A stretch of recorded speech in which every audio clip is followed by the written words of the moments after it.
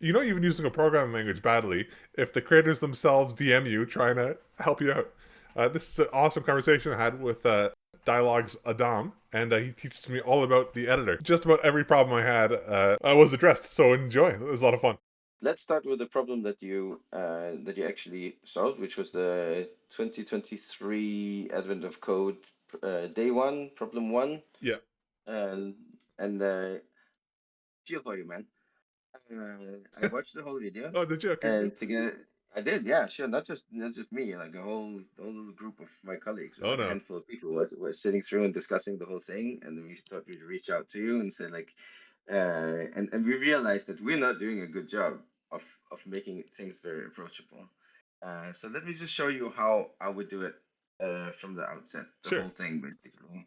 I have downloaded the file Okay. from Apple Code, just like you did, and there are a couple of things that in the IDE that like, but because of historical reasons that these facilities weren't always there, then they're not enabled by default, but Right. they can fairly easily be enabled. So some things that I do to set up is I'll turn on something called boxing, Mm-hmm. and that makes a huge difference. And when you have like nested arrays, you get these boxes drawn around them, so you can see what you're dealing with.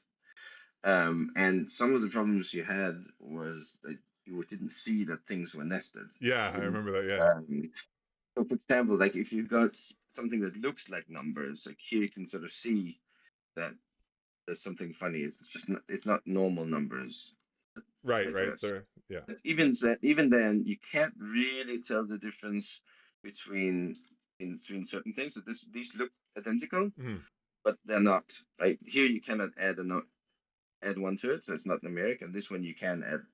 So it is numeric, but it's nested. It's actually a list of lists with vector vectors. Yeah. And you can set boxing. I don't do it because it's very verbose, but you can set the style To tree or something. to I saw. max. Okay. Yeah. Well, the tree is for passive functions, you see. But if you set Yeah. the style to max, then there's a big difference between these different things. So and then it gives you hints, but you have to know how to read the hints as well. Okay. Good. Um, so if you compare this and this, so you can see that down here there's this tilde, Mm-hmm. and here there's nothing. So if there's no decoration, that means text. And if there's a tilde, it means numeric. Oh, And interesting. this way you can directly spot it. And there are other symbols, like this means that it is nested, and the arrows are indications of the axis. So we can see that this is a vector because it has a single, this box represents something that has a single axis that's horizontal here, and this one is also a vector. And these are also vectors and it has a single element. And you can see because it's a single element, because it's numeric and it has an axis, then you can conclude that this is a single number. So it's a length one axis. But because this is text and it has a single axis, you can conclude it has two elements over here. So there are hints like this. There's something else you can do in version 20, which is you can turn on, I think it's like this. And this now the results are going to be APL expressions.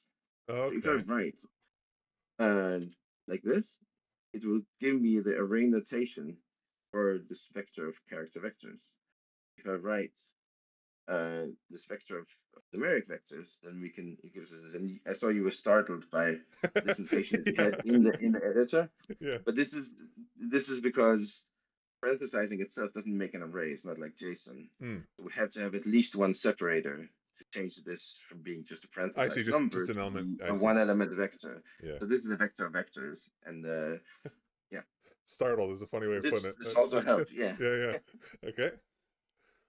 Okay, Cool. so This is really cool so far. And a plan or is it APL expression notation or something? What's the a some plan people stand for? say aplan. Some people wince at that pronunciation and prefer to call it APL array notation or just array notation. And It yourself? stands for APL array notation. Whatever makes people happy, I don't Good. care. As long as we got the notation.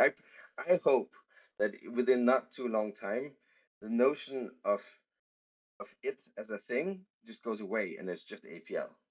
Okay. Right? Because nobody says like, oh look, we've got some APL strand notation, right? Or vector notation, something. It's just APL. Hmm. And it's supposed to just be part of the language, not a separate thing. Which is also why we have all these integrations in the editor and the and in the session and so on. And there's some cool things that you can do. When you get output like this, it's actually code, and it knows there's this very faint little bracket on the left side. It knows that this belongs together. Mhm. I can actually go up here and add one here, and that works. Right, that'll okay. Execute that. You did mention some issues with the keyboarding and so on. I now moved up in the session. Yeah, That's a normal way of doing things, or just clicking around. But as you mentioned, also Control+Shift+Backspace. I can go through lines of input, yeah, like this.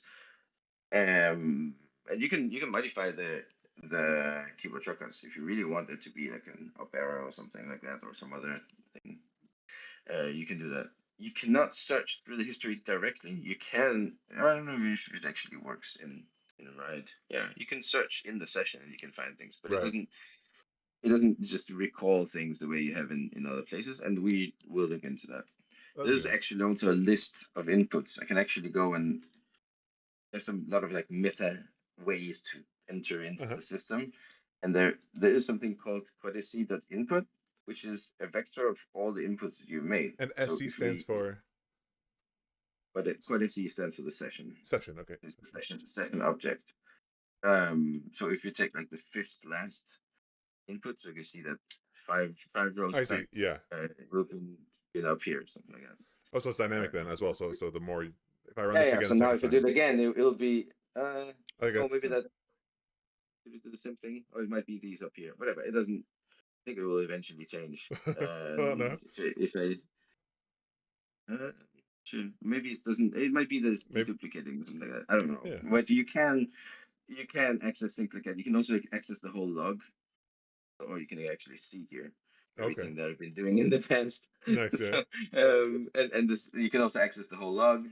Yeah, these are the inputs. Yeah, and the log. If you look at the log, then these are things that have come out written into the. So this is what Oh, I five see. rows Input and back output. I already. see. Like this one, Yeah. doubling the code. You can get confused. But so you can actually build up systems that make the session more of what you want. In principle, you could build something that and set up a keyboard shortcut and things so that it brings up a search box where you can search through your history and then enter it into the session. Hmm. I've built things like that. We don't ship it by default, but you can certainly do so. Anyway, let's get to our problem.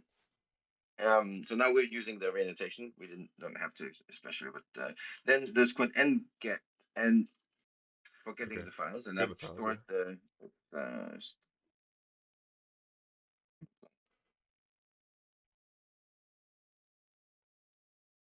Oh, sorry.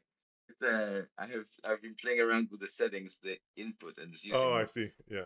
it's using backslash as the prefix key just to see if it would work, and didn't need that. I think that's what I'm using. So, It seems like it works. using well, it's Or does not it? what I'm used to. I see. So that makes it hard for me to type. I don't use a prefix key. I use a shifting key, so I don't need it. That's why when I pressed, and I was trying to type /t and it was making a tilde. I was getting very confused what's happening. So Might even be I startled. have the input here. Yeah, exactly. So for the NGET, it's a bit funny that a lot of the especially system functions are sort of more powerful than you need them to be. Hmm. So very often there's you need to pick out the information from them that you want. And in this case, we really want the first element because it's going to tell you the content of the file and the encoding and the line endings, which you saw also, and that led to a great number of problems for you in your video. Uh, Apologize for that. And you found out also that we need to give it a one to tell it that we want a nested result. So, and then we need to get the first element that gives us all the lines that are there in the file. So we can get the first 5 lines. And now because we've got the annotation, it's really clear It's really clear. Yeah, yeah. what's happening. It's a big difference. Yeah. And And then and all we want to do is and yeah, go ahead. even this output here I can edit like with a 1+ you did it for the previous array. Yeah, That would work here obviously you as well. can't do one plus No, here, but but I could do like yeah, I could do a rotate each or reverse each, and yeah, that's nice. might even be able to reformat it. I'm not sure.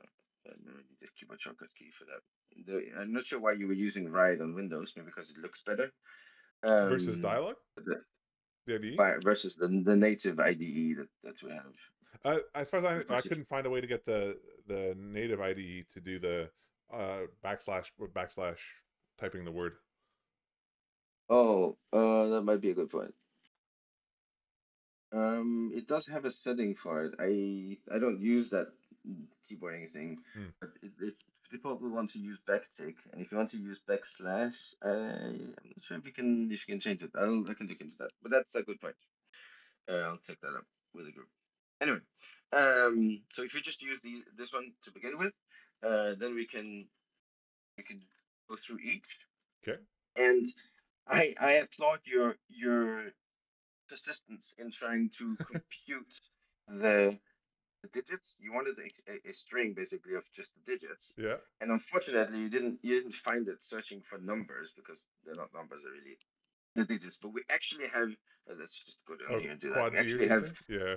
quad D exactly for the digits, and you can reduce this, but it's going to be yeah, it was a bit roundabout. And what you ended up with was actually a vector of character vectors, and that was causing other problems as well. So like if we get this, and then what you were missing, you're trying to flatten, and what you're missing was really the enlist function, just magnetic epsilon, and then you get I see. Okay. back to that. So we could now. I'm using quad ones. Let's set it quad 0. 10 numbers like this. And then you make them formatted each, and that's when you got character vectors and things started to go sort of downhill. And all you needed was the flattening like this, and you would have been there. I see. If you did this, which you did eventually, then you end up with an enclosed. That was that leading space. Right. Okay. Sort of Yeah. Yeah. That's the enclosed there. And now it's much easier to see here. Or if we turn off, go back to the boxing, here that will show you that there's an extra layer of box around it. Okay. Multiple layers here. So you can see there are no axis indicators. That means the outer shape is a scalar, has no axis. Yep. And it's nested, and it has a single element then, because the scalar is only a single element, and that element is a vector, and it is character, and it has these. So the fact that elements. This nesting has the E or whatever, the epsilon maybe, I don't know. Yeah. But that is separate than having a second box around it. Those are two different concepts. Yeah, but those are both indicators. Even without the epsilon, you would be able to tell because of the extra box. Okay. It's just extra. It's this is sort of trying to tell you the type of the content. So, and sometimes it can be nested and it doesn't show this because of some other reasons. So if you do like ABC and 5, then it says it's nested. If we do, well, I guess it will always be an epsilon if it's nested. But if you do a mixed type array, so this is not nested in principle, then it says a plus instead because it means like multiple types, but it's not actually nested. They're on the same level. This is a flat vector. The first element is character. The second one is number. So there are different things, and there's documentation for it, so you can see exactly what all these different types are. There are additional ones and additional indicators, but both the box and the epsilon will tell you that it's nested. I had a problem with the documentation. I think when I pressed F1, it linked to the V20. Yeah, that's a problem. But if you use the help like you did, yeah, that opens the search or whatever. and you write help on box. Yeah, I think I saw it on the tree thing at one point. Yeah, so if you write, there's a thing I think it's called like help box. And for obvious reasons, I don't really use this so much. But so here you can see that it has all these different symbols, and it's telling you what they are. Okay, nested layers. So there's documentation for all of this. Right? Okay, nice. So obviously it's now boxing the help output as well, which is a bit annoying, but it's all here. And what you can see what's happening here, by the way, is another thing that messed you up a bit. Like if you print something that takes a lot of vertical space, right, it will tend to flood the session. But there is something I have active right now, which is the rows user command. And it's set here to fold with 3. So what that means is that if things get too tall, cut the middle and preserve the last 3. That's why you see 3 lines. Oh, 3 lines of output, not 3 elements. I see. Okay.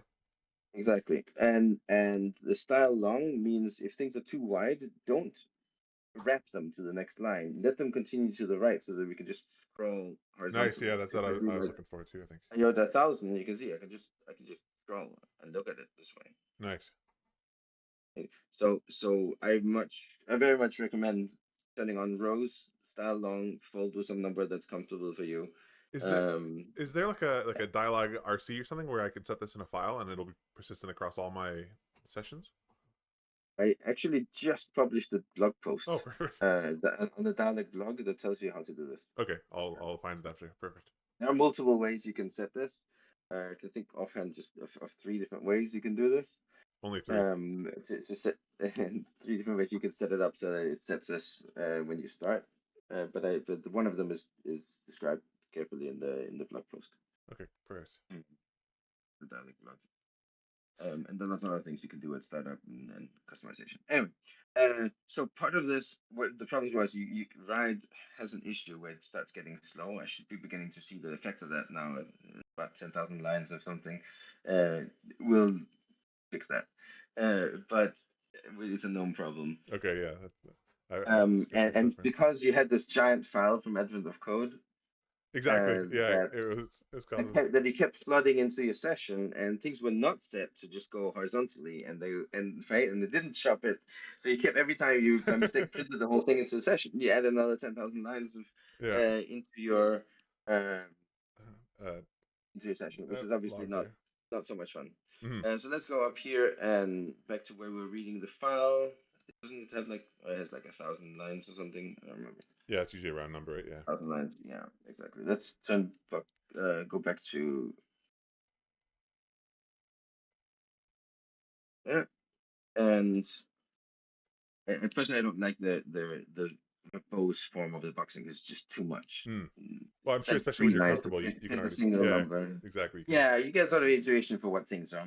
As well. Okay, so we got the digits, and a lot of people do something like what you did for filtering. But Mhm. there's actually a trick where you can think of set functions for filtering, which is really neat.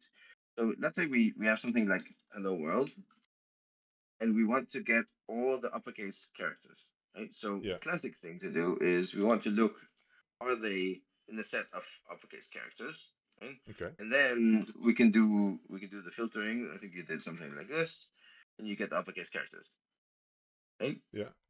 So this compression using the Boolean vector, and then we're swapping the arguments so that it goes on the other side. There's actually a much neater way to do it that I like to do, Okay. and that's this. Okay. What is the So this is the? this is set intersection. This is the normal Oh, symbol for mathematics. I see. Okay. And Yeah. if we have the set of uppercase characters and the set that's the text, and the intersection now it extracts those uppercase characters. Interesting. Okay. That checks out. Right? And But it so wouldn't the way account for it's not duplicates. exactly symmetric. Sorry. It would remove duplicates then. You wouldn't have HHW, would you? Like It if would. you had two hellos because it's a set or something. I don't Yeah. know. So Oh, what? yeah. Okay. So it's Okay. actually sort of a multi-set. The way it works, it's not symmetric. It works sort of like this. So this is the definition of it. It looks at membership there, Uh huh. and then it compresses it. Oh, So which is just one like to one. here, if we had, yeah, so that's the definition. That's why it preserves multiples from the left, but whatever you have duplicates on the right, that doesn't matter because it's just being used as the lookup. Okay. Cool. And that's in general for the other set functions as well for union and set difference. They also sort of work like this.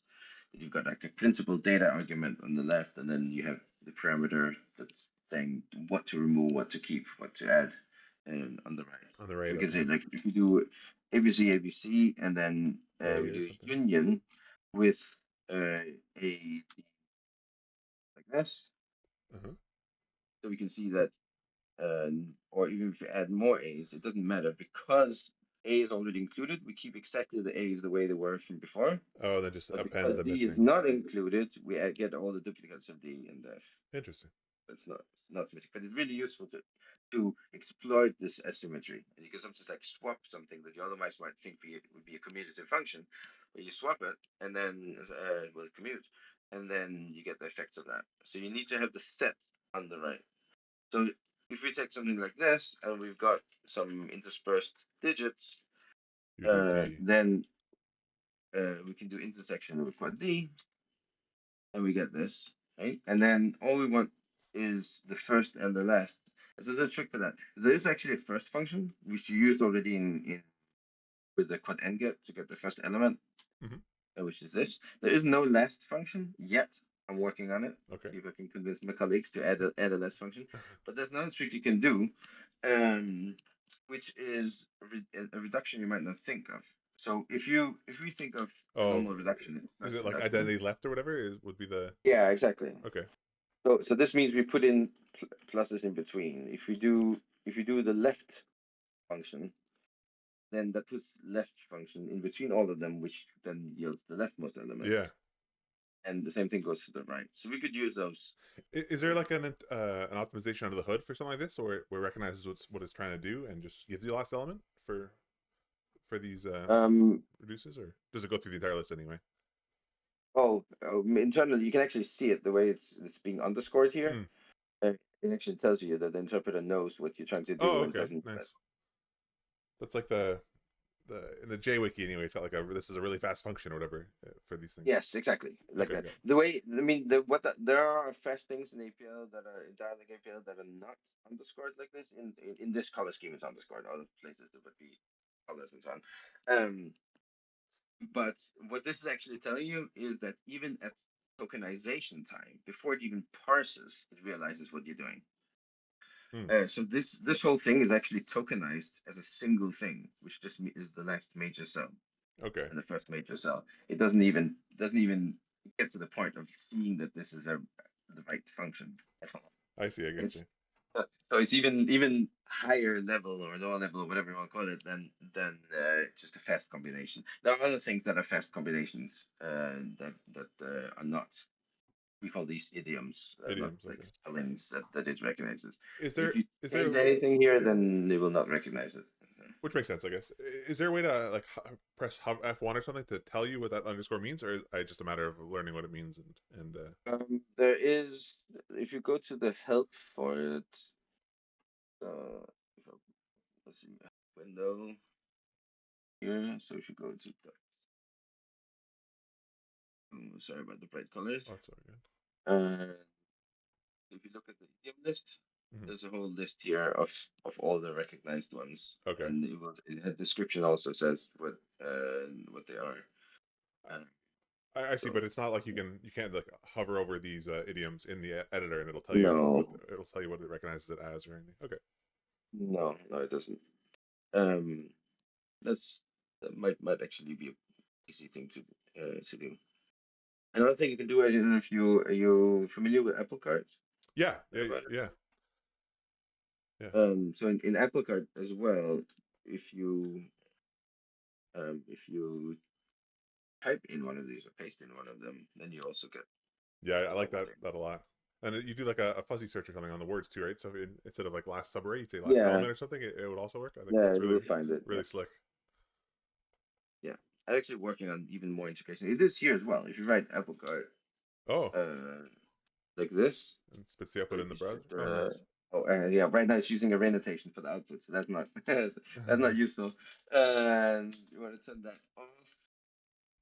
And then you probably want to do the boxing off as well. So it will give you Oh, that's nice. basically like an in session thing, and you can see the first one is the right one. Yeah. You can look things up like that, and you can do everything you can do in the online thing. You can do here as well. On Windows, you can also open a pop-up for like this, and it will pop up as a window. Oh, neat. You can search as well. It doesn't yet integrate, so like you can't click on them and have them insert and so on. Mm-hmm. But I'm working on it. um, so I have like an experimental thing where you can just double click on an entry and it will paste Oh, that'd that be fun. into your session, things like that. Would that support doing like arbitrary HTML integration? So if you made your own widget Um, for HTML input or something, you could get back out the output. no, this is just the website being rendered. Well, exactly. It's In, HTML, right? Wouldn't. yes, but yeah, but it's actually a website. So we have a built-in Chromium embedded framework. Yeah, web view. So this is just one of those that's popped up, and it says loaded the website. It's an actual browser Yeah. that's here, and so there's no integration with APL session because it's just a website. The other thing that I'm working on is written in Windows GUI, proper API for the Windows GUI, WinForms, whatever, under the covers. And there I have access to all the events directly. I don't have to go through JavaScript and Adám and stuff like that. And then I can just see what's selected and modify things. I see. But we probably want to do it as an HTML thing so it works cross platform. On Windows, it's great and it's fast. Yeah, Dialog has some pretty deep ties to, not ties, but like bindings or whatever to Win32. It seems like a lot of stuff you can Yes, access. it does, and also into .NET in general. Yeah. So yes, that's true. I could show it, but it's I mean, I'd love to see it, but maybe. interesting is I can show you. So if it works, I mean, I can't guarantee you that it actually works because I'm working on it. So this is, and even here, this is the Windows IDE in dark mode, which doesn't exist yet. So you might notice the version number is 21 here, not 20. Cool. And I think I have like tools APLCart here. Let's see if it works. So you can see I have like this transparent thing, and I can go. So I can write like last element, and we can go and find somewhere like that. See? Yeah, and you hit tab or something, and it auto completes, or how does it? It's not. Tab doesn't autocomplete here.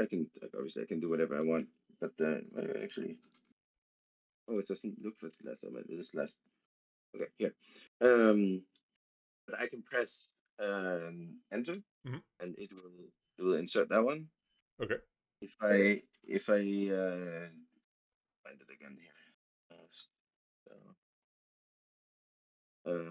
If I press, I think it's Alt Enter, then it will remove the variable name. I said, nice. Right, To say you removing like the Y, so M1 you or can whatever. just insert. Yeah, exactly. So an example I give to people. Let's say I basically don't know anything. A little bit of APL syntax. I want to count how many primes are there until 100. Okay. Right. So I even have a keyboard shortcut. I can bring up that palette like that. So I can say like I want to count because I don't know it's called tally. Oh, there it is. Okay. Yeah. So I insert that. We'll enter, and now I want the primes. So primes. Oh, that's that one, and I insert that, and then just 100, and that's done. Right? And I don't know what I'm doing, but it works. Exactly. Yeah. Welcome to my life. Yeah. Yeah. So yeah, I'm working on it. It's not quite stable yet, and there are various issues with it. But yeah, I've already found myself using it. I think it's pretty neat. Yeah. It looks sort of sleek, integrated. You can move around, whatever. It does. Let's go back to our problem at hand. Yeah. And where we were up to this here. Let's just bring this down. And we want to get the first and the last, and you correctly identify the train, a fork, being a good way of doing it. So now we can write, we want the first element followed by the last element. Okay. Again, it looks like it got a bit confused about what's what here. But it's just the syntax coloring. It will still do the right thing. Okay. First and last, yeah. Yeah, and then we want to convert this. This is text now, which we can't tell, right? If you turn on the notation. Do this again, you can see that it's actually text, which means we can't add together all these different lines. So let's convert this. And I think the best way to convert something simple like this is actually pretend it's JSON, because this is valid JSON, right? It's the number 14 written in JSON. So if I say I don't want it to be JSON anymore, it's now a number. I see you parse it out or decode it, I guess. Yeah, and the benefit of treating it as JSON is because numbers in JSON are what you would expect. So this will even it will even handle things like this. Whereas if you try to like execute that, or even using Quad VGET as it did, that will fail because the low minus and the plus over here and so on. But JSON does handle that. Okay. And what is the zero story before the So the way I remember it, it's for the two directions. It's away from JSON and towards JSON. So I think of it as like 0 is Boolean, so it means no JSON. I don't want JSON anymore. And 1 means yes JSON. I want it to become JSON. Oh, okay, that's what you were saying earlier. Yeah, if you do one quad JSON here, Now you'll have an array of changes it to JSON, right? So this is basically the whole thing we need, right? All we need to do now is make it into a function. And we can do it like this, and then we can do it each first quad NGET. And I'm seeing here that capitals don't matter then for quad functions. Quad. Yeah, for quad functions, the case insensitive. Okay. So this gives us a bunch of numbers, and because I had this rows command on, then even though I got 1,000 numbers, they don't flood my session. They just scroll right, so I'm not worried about it. And all we need to do is sum them. Some of them, And okay. this is the correct number for my Yeah. for my sample that I get.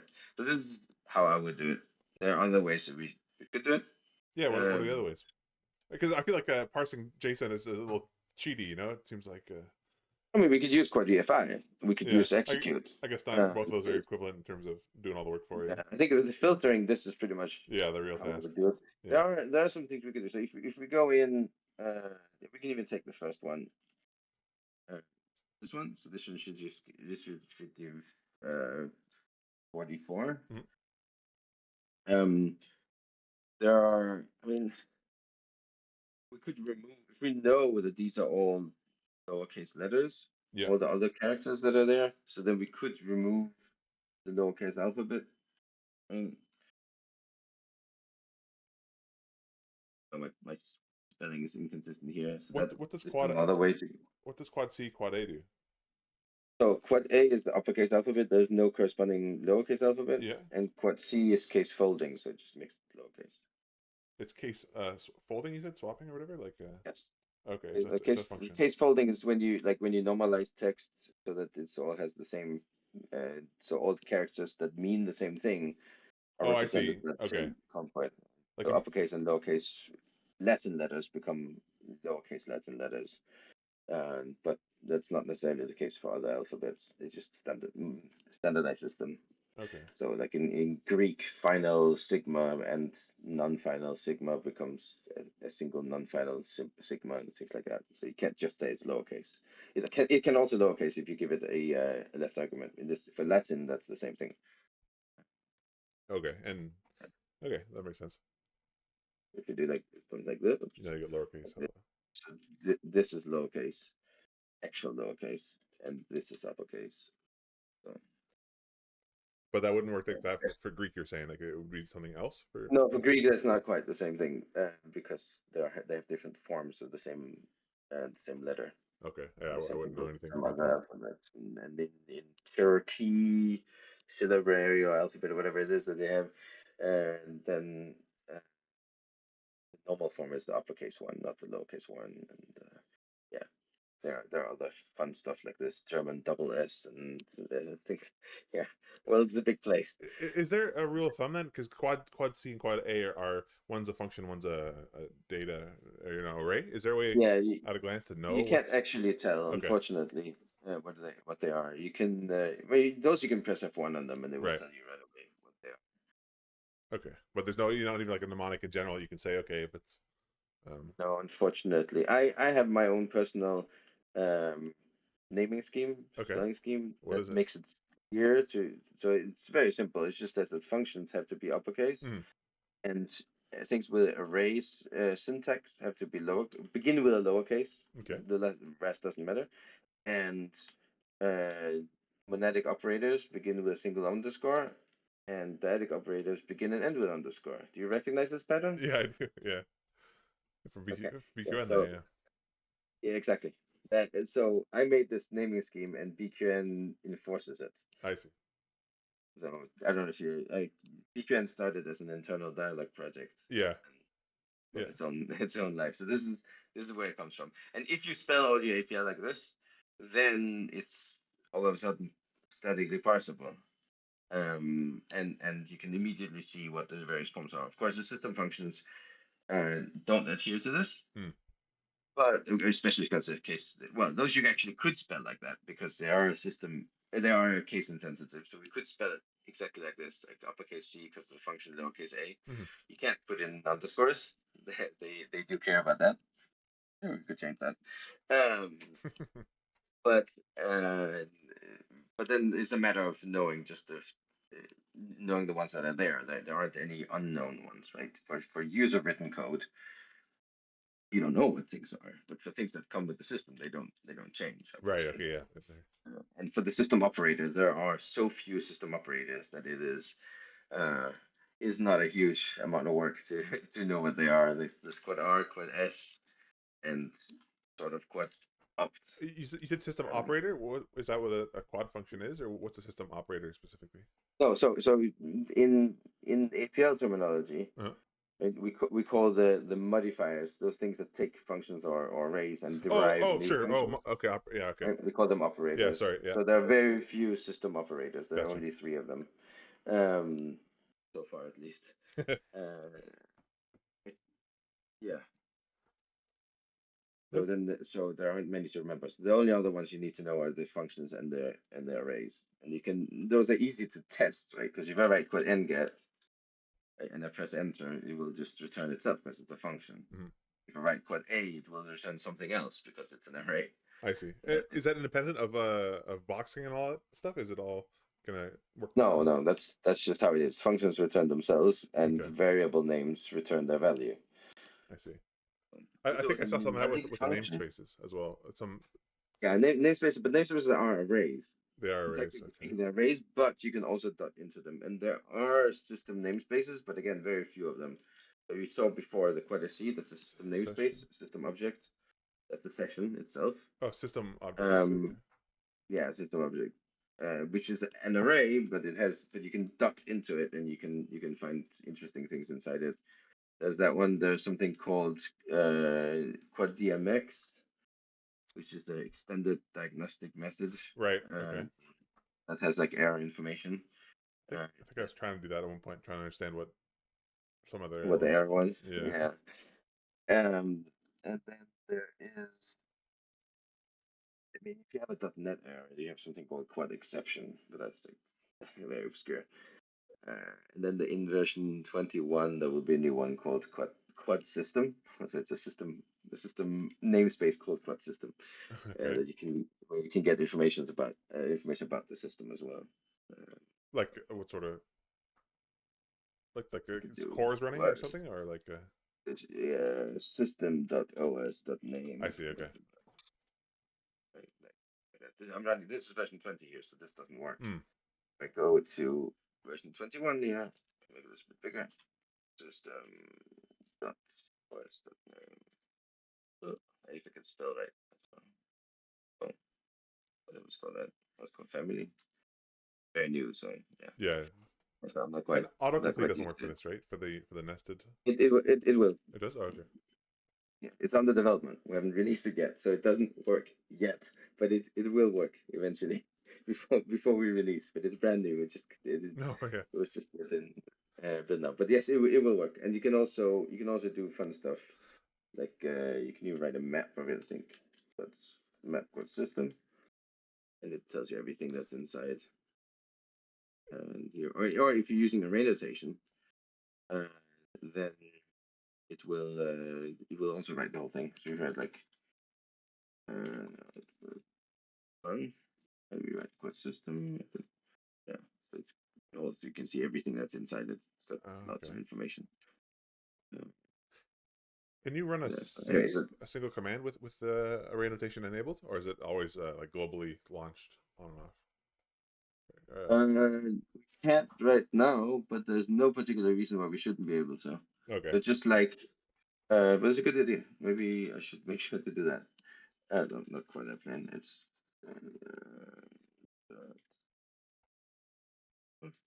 so it's just like right now I have boxing on, but if I turn it off, then you can like this we can still do something like this. Not quite boxing. It's very similar.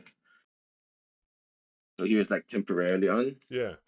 and actually there's a setting. You can set the boxing to show these decorators on the more compact things. If you write display, then it does like the max boxing Oh, disp is different than style. display. Yeah. So Okay. so this is like the condensed form. Sort of like Oh, when you I have get the it. I see. boxing on. I see. It's identical to boxing on style mid. And display is boxing on style max, but there's no command for displaying with style min. And I guess because if you didn't want that, you probably have it turned on all the time. Not sure. And we could totally do this for orientation too. I just haven't thought of it. Okay. It's a good idea because it's something you often want to turn on and off. The Windows IDE also has. Oh, where did it go? Here it has a little button. It might be a bit small to see, but it actually has a button to turn orientation on and off Oh, all the nice. time. Yeah, If I do not this. in Ride, I don't think, right? Like you said. No, not yet at least. It's Okay. all very new. So if I turn this, click this button, now it's on. Nice. And same thing. The other button next to it is the boxing. So you've Oh, got cool. boxing Okay. and you can have keyboard shortcuts for them as well. So you can just turn it on and off on the fly. You don't have to type commands to turn them on and off. Yeah, I was looking at the system settings for that, I guess, and a lot of them had all kinds of shortcuts, but none of them were bound. It's like, oh, okay, I guess those are expert or whatever. So I Yes, didn't but think lots. about them. Yeah, and part of it is as I said before, um, historical reasons. Yeah, legacy. So because people were using certain keyboard combinations for certain things, then we don't want to occupy them. So traditionally on Windows, since version 12 point something, even before that people could, that people are using the control key as the APL modifier, which makes my brain go weird.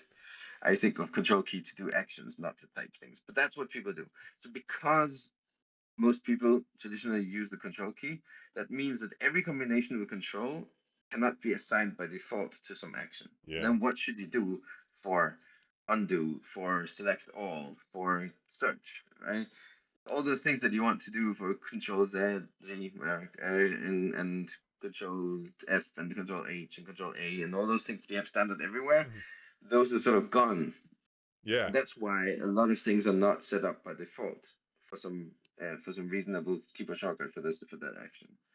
It, And for this over here, these buttons, those are not even proper actions. Those are actually GUI elements. So in order to give them keyboard shortcuts, I would have to go into the session object, and there is I think CB top cool bar top cool here, bar. and then there's something called band number 5. So these are like separate Groups, actually, yeah. toolbar bands. Yeah.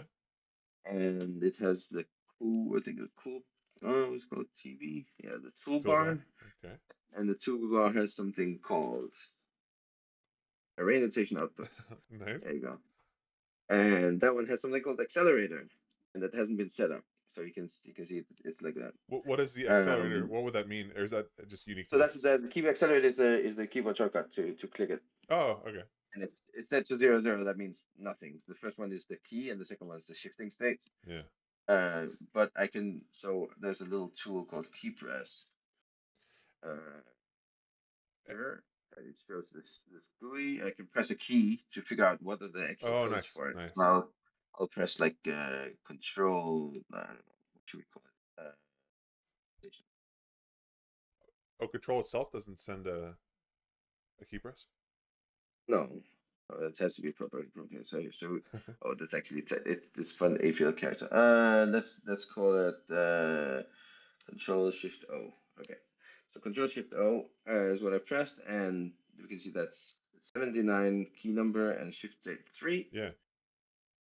Okay, so I can go up here and I can set it to 79.3 for the orientation. And I believe now if I write something, let's see things, and if I press Control Shift O.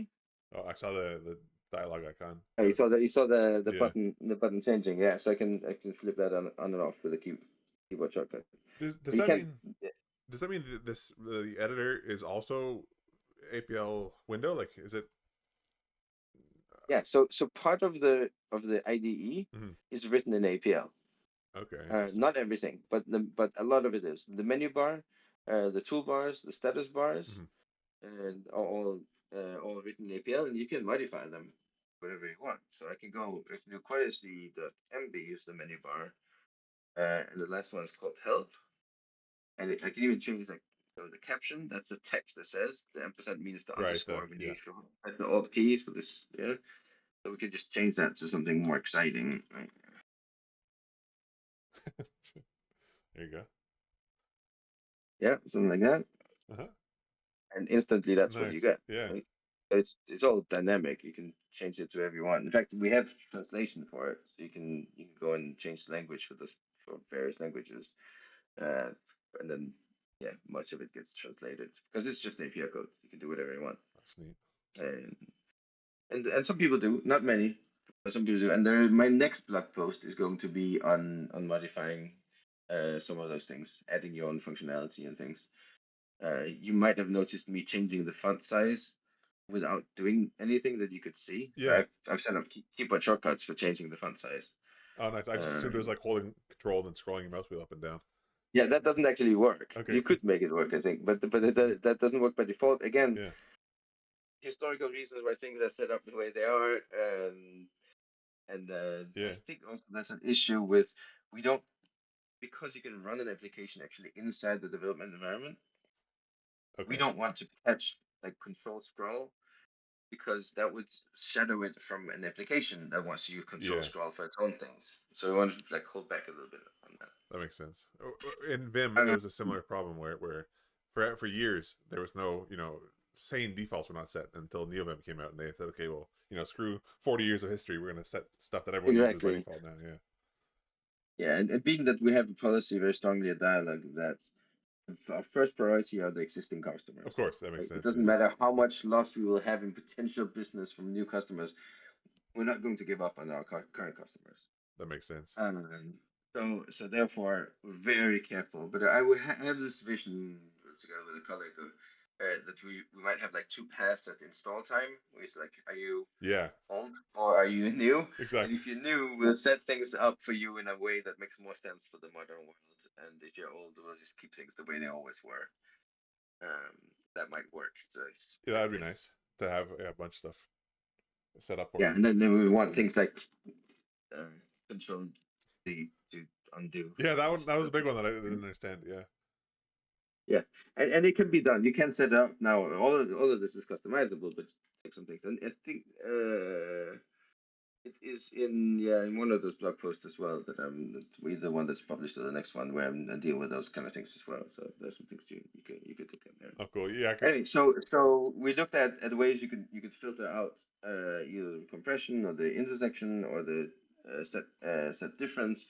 Um, there are other things you could do. It might not be as appropriate here, but there's some tricks you could do actually. Let's say that we have some uppercase uh, things and we got some numbers interspersed. Okay, and here Uh-huh. and we want to use Quad VGET to parse it like you did. Yeah. And sorry, VFI stands for And verify something. I can't remember what the. verify and fix inputs. Again, this is old terminology. APL is so old that Mm, it uses terminology that was normal in the computing world yeah. and then changed later. But since it's already established, we can't really change it now. And Yeah. so the word fix apparently was no, I mean I know the word fix was meant as sort of like to establish or to set things, not as to like correct the Right. way people would use it today, right? So you're like fixing up things and Yeah. fixing things that are broken. But you might have heard such a thing that if people take charcoal and make a charcoal drawing, Mm, um, like for actual artwork, then it's very fragile. Like any like just blowing on it or shaking it can make the charcoal particles fall off the paper. So what you do then, which when it's done, is you take a certain sort of like clear spray and sprayed over, and that fixes the charcoal dust to the paper so it doesn't fall off. yeah. So there you have the word fix, meaning sort of to lock things down, to establish them, not to change them or correct them. Yeah. Or like when you Well, fix a shelf to a wall or something. yeah, also to affix as well, right? So that doesn't mean that you're making it unbroken. It just means you're setting it. So changing text into something that's executable, whether it's numbers or whether it's code, that you can establish a function as well. I can write something like this. Um, right, so this is text, Yeah. not a function, but I can write one fx on it at fixed. Right? Uh-huh. Or even quite fixed. There's a different thing that has to go to the next argument, and this changes the text into a function that I can then run Oh, as well. interesting. The word fix apparently was meant that at the time. Another example of it is APLs will say catenate. whereas modern computing term is concatenate. They mean the same thing, but in the old days, catenate apparently was as common or maybe more common than concatenate, and then concatenate won, and now APL seems weird. But that was that was what they called it apparently at the time. You think the Uh, shorter one would have won out historically. yeah, but somehow it didn't. But APLs would use the shorter one, Mm-hmm. and I think also this explains a little bit that some of the sort of pretentiousness you might think of the name APL. Mm-hmm. So it comes from the Iverson's paper and book called A Programming Language, and I think that at that time the term programming language wasn't really established. Oh, So therefore, what he meant to say is that this is a language you can use to program to control your computer. okay. And only later, the term programming language became the term for languages you use to communicate to the computer. And therefore, it wasn't actually meant to be like a joke at all. It's meant to say, I've got a mathematical notation. By doing this and this, it can become a language to instruct computers. I see. Okay, yeah. He wasn't using like the term programming language. He was just saying this is a Right, language. Yeah, I exactly. see. I think so. Okay. We can't verify that because like there are no records of this. But I think that that's my theory why it's actually called APL like that. Huh. So if we go back to some, if we have like some uppercase letters and some numbers, so this is not exactly what we need, but it's an interesting thing to be aware of. Um, then we can use Quad VFI in a way that I think a lot of people don't realize, and that is on the left, you can give it a list of separators. So if we say that every letter of the alphabet is a valid separator, like normally you would use comma, I see. semicolon, It would just spaces, nuke them whatever. all and give you a list of all the digits that are left. Exactly. So we just give it the alphabet and we get this. Right? So this is the correctness Oh yeah, of course. um, Yeah. thing, and whether it parsed correctly.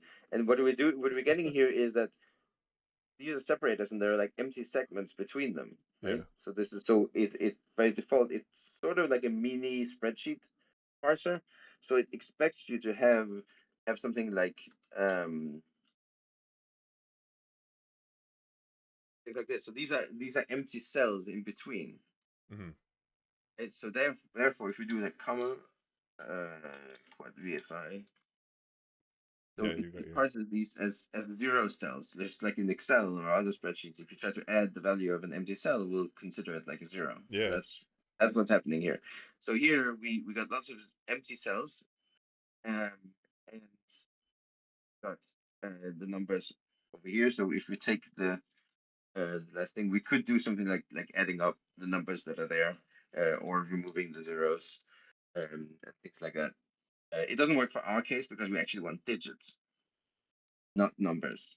But there are fun tricks you can do with Quad VFI, and there are additional things you could do. We could there's a CSV parser, Okay. but it can do more than just CSV. It can also do like fixed column width parsing from data files. Sometimes you don't have a separator, but you say like Every 5 columns bytes. are reserved for this field, and then zero, and 1 column as a spacer, and then 3 columns, and so on. And we could go in and say, oh, this is actually like a column, uh, a 1 column data field and a 1 column data field, and then these are 1 column data fields. So I think we can do it like this: quad CSV on this, and we have to say it's simple. And I think we have to go in and make a whole bunch of settings here. Right. Let's make a smaller example. That glyph is like a modify function. Give more Yes, options to. which I actually prefer to type quad opt. They're synonyms of each other. So but that Right, and opt is a modifier. You're saying. there's a dialect operator. I want to modify if you want.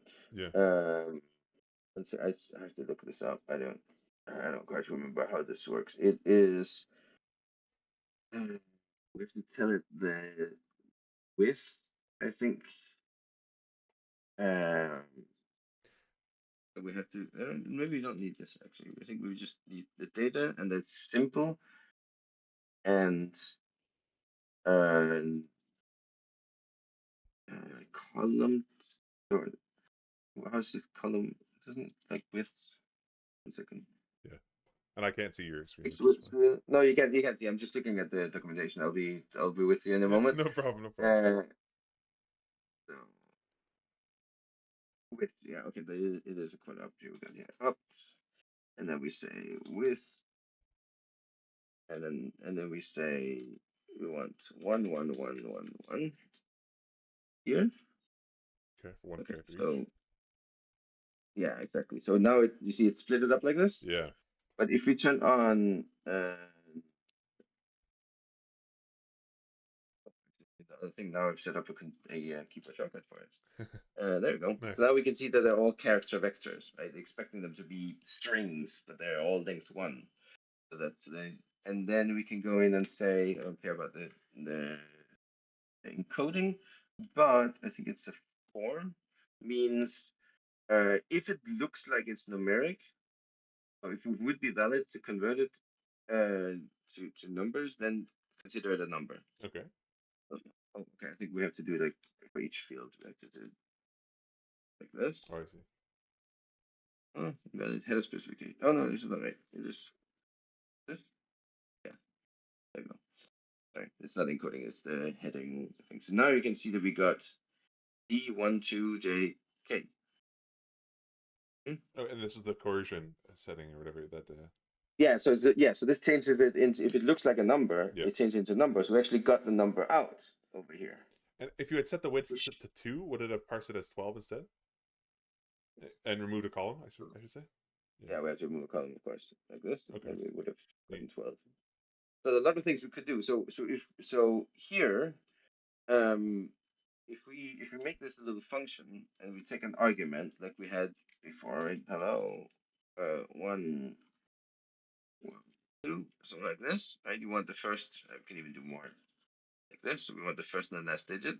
So obviously here we would have to say there are many different ways we can do it, but we could do like the length of shape 1. I see. Yeah. And we want the same thing over here. There are neater ways you could do it actually. Let me do a different way over here. We could do 4 as a constant function for each of omega. That's an easier way to do it. Oh, I see. Yeah, that makes sense. And it's the same, exactly the same thing. We could do that. I would normally do something like this. So it's a bit easier to read for me. Yeah. So unexpected end of, oh right. We need to give it the actual data over here. So now we got all these, right? And then we're only interested in numbers. We know they're going to be members of just like what I know here. We know they're members of iota 10, so we can just we can take this whole thing here and do an intersection again with iota 10. Yeah, because it made a matrix, so we just need to revel it. You can actually see that up here. It's like CSV, right? So expecting it to be a table. But Oh, sure. Plural rows, whatever. I see. Yeah. There you go. So, and now the rest is the same, right? We want the first and the last, and we want to get rid of the middle ones, and then we can sum them or put them together, whatever we want. For the Adám code, yeah. Yeah. I see. So this is a long and awkward way of doing it. The other thing we did was easier, but I'm just saying that there are many different ways that you could go about parsing the numbers like this, and depending on what you want, they actually I have a video. I think on my YouTube channel about parsing. It's especially useful for advent of code. Let's see if I can find it.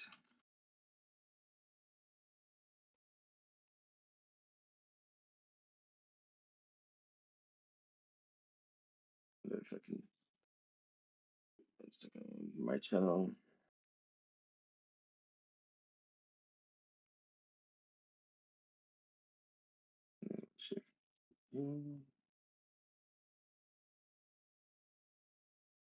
Yeah.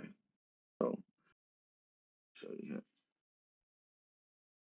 So this video here, there's an entire video here, 15 minutes of just using Quad CSV to parse all kinds of funny formats that you might get. especially from things like admin of code. I'd be curious to see what the bitmap parsing would look like with the CSV parser, or like yeah. Yeah, there are some of them. There are easier ways to parse with other tools, but just to show the power of Quad Oh yeah, CSV, yeah. To see how you can do lots of stuff. Right? So yeah, there are many ways, and you could use execute as well. Execute is slow and potentially dangerous, of course. Mm-hmm. But if you know, like this pattern of some text with Quad D is almost safe, right? Because you know that the only thing that comes out of here are digits. Therefore, no amount of injected code will ever come up. In worst case, you get some nonsense number, but you're not going to get something dangerous, right? It can't shell out and just destroy your computer because you only get digits through. But there is a problem. So while this works, what happens if you got no numbers?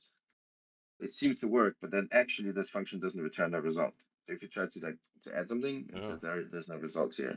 So there's a trick to that. If you prepend the 0, now it's safe. But you could get, of course, many numbers. Yeah. And if there's a leading space. Well, I'm getting stuck on the no result was provided. How does that, as a language feature, how does that work? Is you can't capture? Yeah, so there's an interesting thing. Oh, sorry, this is wrong what I did here. Not even safe. No, it's easy to make a mistake. It has to be over here. Yeah, but now this is a dangerous thing. If you have a space at the beginning, you get what's happening here? I did not get a. Oh, right. We removed all the spaces. Yeah, so you get a single number. That's right. Sorry. Go back to this. What's happening here? If a function simply does not return a result, which execute will not do on an empty vector, then the expression just has no result. If you try to use the result, it will say value error. There's no such result. Yeah. Another example is quite common is if you want to sync a value, you don't want it to print, you don't want it to go anywhere. You can do that with open brace, close brace. So that's a function with no expressions that just doesn't return a result. Can you give me more examples? I'm not sure. So if you try to do something like this, it's just not there. Okay, because empty brace is no result, and so yeah, but you could even do something like print twice the argument and then it will still not return a result because the last statement that it's executing has no value. Right? It's an empty statement. Yeah. This is slightly dangerous. Something people occasionally will do is they might write a function that does some stuff, and have a print on the last line or something. Right? And then they expect that the last statement. So this function is what we call shy. Or actually, it's not. It's worse than shy. If you have an assignment, assignments are shy, which means that they sort of afraid of printing the result, but it does have a result. Yeah. And so the result of an assignment is the right side of the assignment arrow always.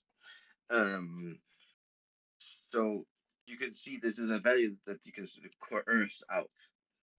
So if you have a function that does this, then there too it has a shy result. But if you ask for the result, you do get it. However, if there's an empty statement at the end, there is no result because the last statement is the result. Yeah. And the last statement here has no result. So if you write something like this, you might think, okay, the last statement is this assignment, and therefore it's just a shy function. Yeah. So we can run through zero here, and what this is not the result. That is the printing, that explicit printing that's in here. Yeah. And they might think that, oh, if I do this, then I will get the last value here, and you don't. You get a value error. The reason is that this is just a brace style. There's actually an empty statement down here. Oh, okay. And that's what's messing you up, which I think is a bit silly, and I think we could safely change this so that it should just shyly return the last thing that's there, because this messes people up. Yeah.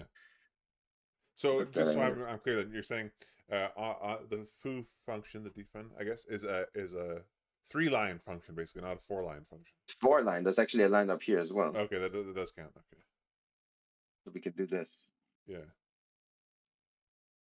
And now if you run through it does have a result. The result is 4, because the last line is a shy 4. It Okay. prints the 4, but it's also returning it shyly.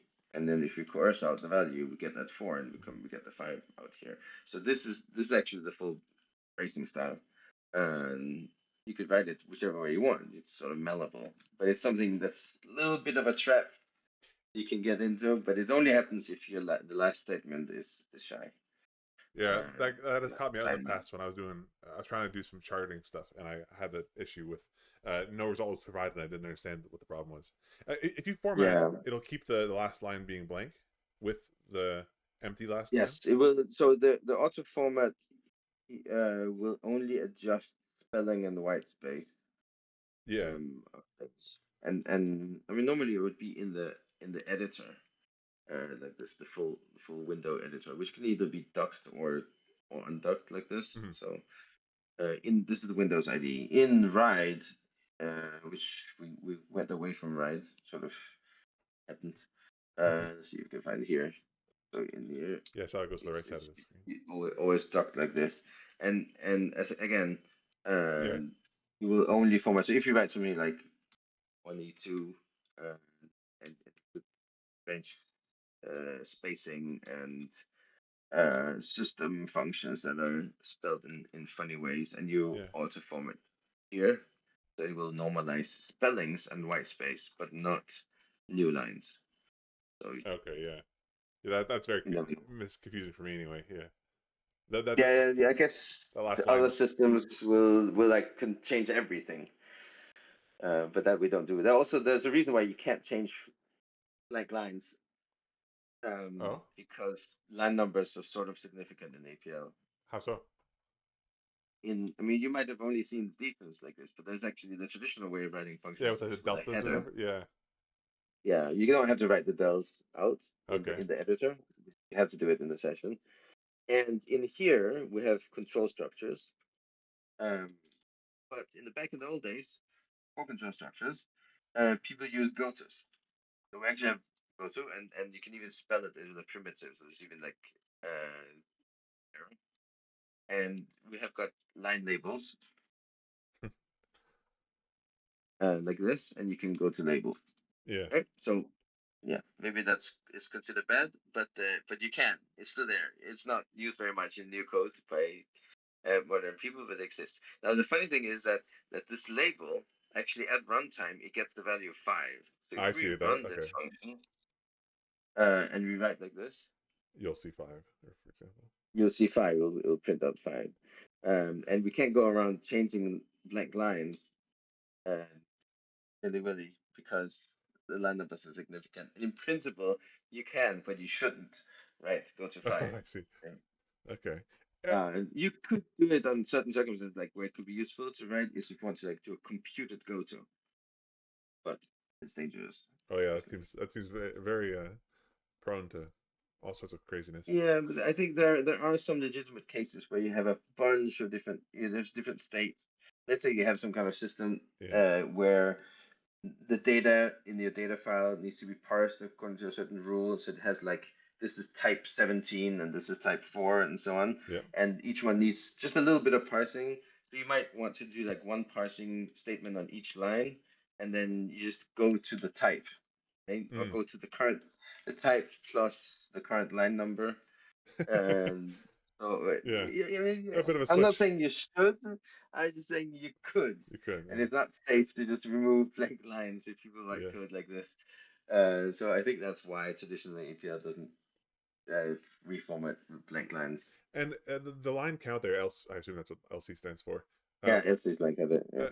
is that like a how does that work at runtime? Is that reflection, or how do you get the line number? Yeah, it's so everything is interpreted and Yeah. completely dynamic. So you can functions can completely introspect everything. So Okay. if you make the function full here again Yep. and run it, we can look at the stack information. So let's make it a little bit more interesting. Let's say the foo calls foo down here and calls goo, Okay. and goo calls who, and who looks at the stack. We can just print the stack. like this. SI stands So for stack information. stack information. Yeah. Okay. So you can see that we get who and like that, and we can go in who, and there are other things we can write, and we can write quad. Actually, we can put them together. So if we write like this, so the stack information and the line counter. Actually, like this. Line Run it. content, not line count. No, line counter. Oh, sorry, counter. Sorry, I misheard. We can see that we are on line 3 in who, that's here, and Yeah. line 2 in goo, and line 3 in foo. And there's more that we can get. We can get NSIs, the namespace information, and it will tell us which space are we in, which namespace are we in. You can jump around between different objects and a lot more. And you can even go in. A function can erase itself and replace itself with something else. So I use it sometimes. Our CTO is not happy with me for doing this. I can't imagine why. But for example, that if we have an expensive value to compute, so I might write, let's say, in the form of cash, almost, right? Yeah, exactly. I see. So let's say I write I'll define it out here. So we have a bunch of numbers, and let's say so quad DL, that's the delay. Let's say it takes 4 seconds to compute the stuff. Oh, that looks funny. I did not. Let's hope this works. It seems right has an issue here, but we need to look at.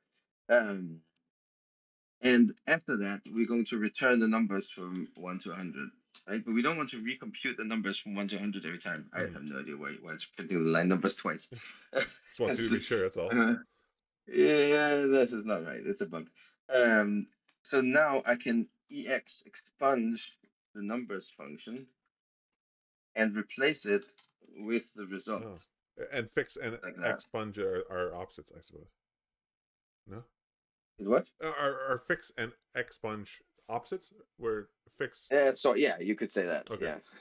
So I mean, quad fx it establishes functions, and quad ex can destroy anything, even variables. I see. Okay. I want to open this up in the editor to see if it came out. And it came out. At least, yeah. I don't know why it's echoing the 9 numbers. Yeah. Okay, so this should work.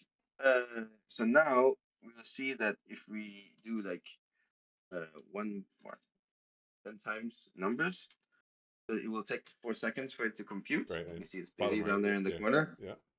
And then it computed it. But if you do it again, it's instant. Instant, okay. So I'll do things like that. So my text source code on disk contains this function, but at runtime it just dynamically gets replaced with its return value. And I think it's convenient because then I can just always refer to this. I don't need to like initialize the cache. I just call it by whatever name it has, and then if it needs to be computed, it gets computed, and if not, then it's just returned. And you just hope that the first time you call it isn't somewhere performance critical or something. I mean, if there's such a case where it's performance critical, then I will make sure to initialize it. But then there's no point in doing this. I could just store it somewhere else for convenience. You could also call it like lazy loading. Yeah. We could do something like reading a file, do a cover for a file. So let's say that sometimes when my application runs, it needs to load all the data. So I can make a function like this called data. And if you don't need it, there's no point in reading it. But the first time you need it, it gets read and it gets stored in memory, and you just have it there from then on. What do you mean by no point in reading it? What does reading it takes mean? time. And just reading in from disk.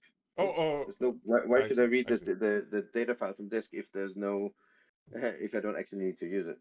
So you just be lazy about it, and then I don't have to worry in my code. I might have many places that reference the data, but I don't need to worry about every single time that I. No, of course, it's that's the data variable. I need to worry. Oh, has it been initialized or not? Right. So I just call it by that, and then I don't need to worry about it. I think it's convenient.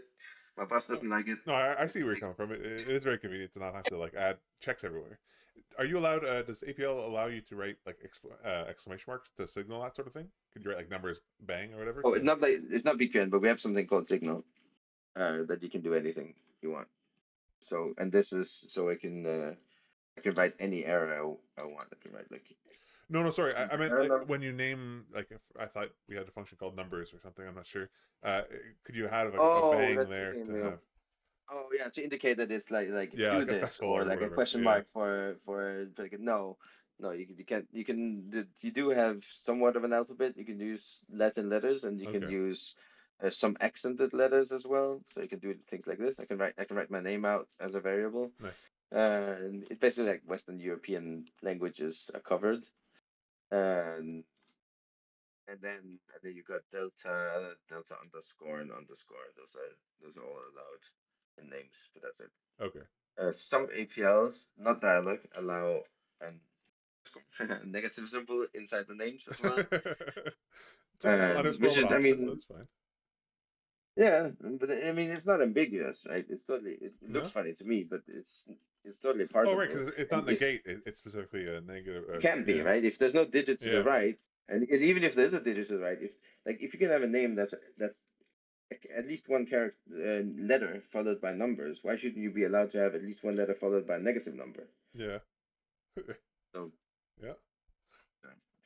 dialect doesn't allow that.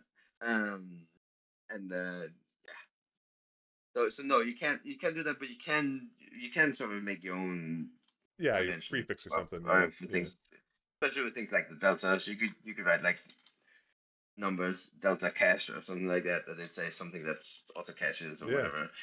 And you can make conventions like that. And some people have like naming convention. I've seen people do what you call like the Hungarian system, and where they have a couple of letters prefixed before Prefix, the right? first Sure. episode that tells what kind of thing it is. Um, so, but there are some limitations to the names. That's cool. I like that you have the power to do something as powerful as that if you want to, right? Yeah, with some people ask us for like total Unicode naming, and we're nervous about having support calls coming in, and every variable has a name that we can't even read. Like, we Mm. can't even spell it because it's in the alphabet we can't read. And there are also other interesting things like JavaScript allows anything that Unicode considers a letter in naming, which means even like invisible characters are valid in names. Oh no. You can have variables that are completely invisible, zero width, no breaking spaces, basically. Oh wow. So you're gonna say, okay, don't try to artificially limit people from doing things that are stupid. If they do something stupid, then it's on them, and that's true. But that's a wild west. Anybody can do whatever they want in JavaScript, and there's nobody to contact for support. No. But here, when it's a commercial thing, and we pride ourselves of providing good support to people that anybody can just do within office hours, you can just call in and get help. Mhm. We want to be able to help people. And we need to be able to read people's codes Yeah. in order to be able to help them with it. Exactly, and if their variable name is some non-blank NBSP, non-blank space, whatever, Yeah, you're able to see that in email. yeah, it'll get. I mean, they shouldn't do that. Obviously, we could refuse the support call That's and true. say, Should have thought of this uh, beforehand. Hang up. Exactly. yeah, I guess I don't know. I don't know if we've never had any support call where somebody has code that is too complicated for us to, Mm. because any of these array languages, you can totally write code that's incomprehensible. Mhm. And I think somebody asked, this the meaning of life in APL. Yeah. Oh, Uh, meaning of life. Sorry, I thought you meant game life. no, not even. You got this. Uh, Oh, you're in Ride, oh, not in. now we're in right. Now we need to do.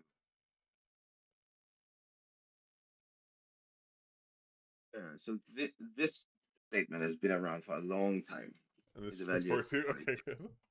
Yeah, and I think somebody let an LLM loose on this, Uh-huh. making it explain uh, How far to get? what it does and figure out what it does and explain how it does. And it took a lot of tokens, let's say like this, to, right, to figure that out. But if people write incomprehensible code and they come to us and like, what's wrong here? I don't even know if we will say like, sorry, can't help you because we can't read this, or if we'll actually dig into it. That would be a fun challenge sometime. Is just to Yeah. anonymize emails and then just send longer and longer APL expressions as support questions. Yeah. I think what would actually happen is that they would get forwarded to me. They would ask me to please take this apart, and then so we can help the customer. Um, so yeah, but yeah, you have some things you can do with the spelling of things, and I think that a lot of, especially in APL and APL like languages, I think a lot of discipline in how you write your code can help. In otherwise, it's easy to end up with bad code. Are there APL linters and stuff like a JavaScript has, third party tools to analyze your code? Not yet Not yet. available. Let's say it like this. So we have some projects that are working. You might heard about the Codefense or Yeah, Codefense yeah. project. Aaron shoes. And they have sort of a side or part of that is the whole parsing of APL, Mm-hmm. and that is a basis upon which a linter could be built. There isn't any yet. There is the code analysis, can identify parts of code and so on. We can manipulate code like this. Mm-hmm. Um, there are So you're breaking up. Sorry. Last thing I heard was sorry. there are. Yeah, there are companies that have their own code that runs to analyze APL code before it gets checked into their repos Okay. to make sure that it abides by the certain standards they have. Yeah. And so it's sort of close to this. No real linter yet. I think we want one. The CTO speaks about wanting a linter for certain things. Mm-hmm. Yeah, it wouldn't complain about complex code, the difficult code, or even code like this. It might complain about execute, saying that this is dangerous. What are you doing? Mm-hmm. Like if you want to use execute, like dynamically create code that you need to execute, you need to be very careful what you're doing. And traditionally people used execute to fetch variables with an unknown name. Right, so if we got like ABC and we got DEF, and I have a variable name that has a name Of which is ABC or something. ABC. Yeah. How do I get the variable called ABC? And traditionally people would do this, execute the name. Right. But now, finally, in version 20, we have a better way to do it. So we have something called VGET, I see. and Yeah. this one is safe. So if we set name to like 1+2 or something like that, it will just say that's invalid. Because otherwise, Right. You would just get uh, 24 back or something with yeah, with it was execute. yeah, exactly. You get 24 back, but otherwise, if name was some dangerous code like a shell call Yeah. to format your disk, right?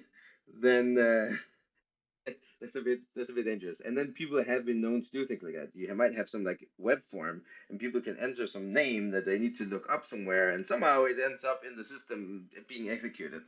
That you don't want that. Yeah. No. No. Of course. So we now have a safe way to Yeah. get. Uh, Built-in sanitizing basically is very nice. yeah, exactly. So detecting things like execute and other things. There you might see this every once in a while. You can Okay. do multiple Unpacking. assignments like this, Yeah. but really you should put parentheses here. Is our policy, and other APL flavors and dialog they don't allow you to omit the parentheses.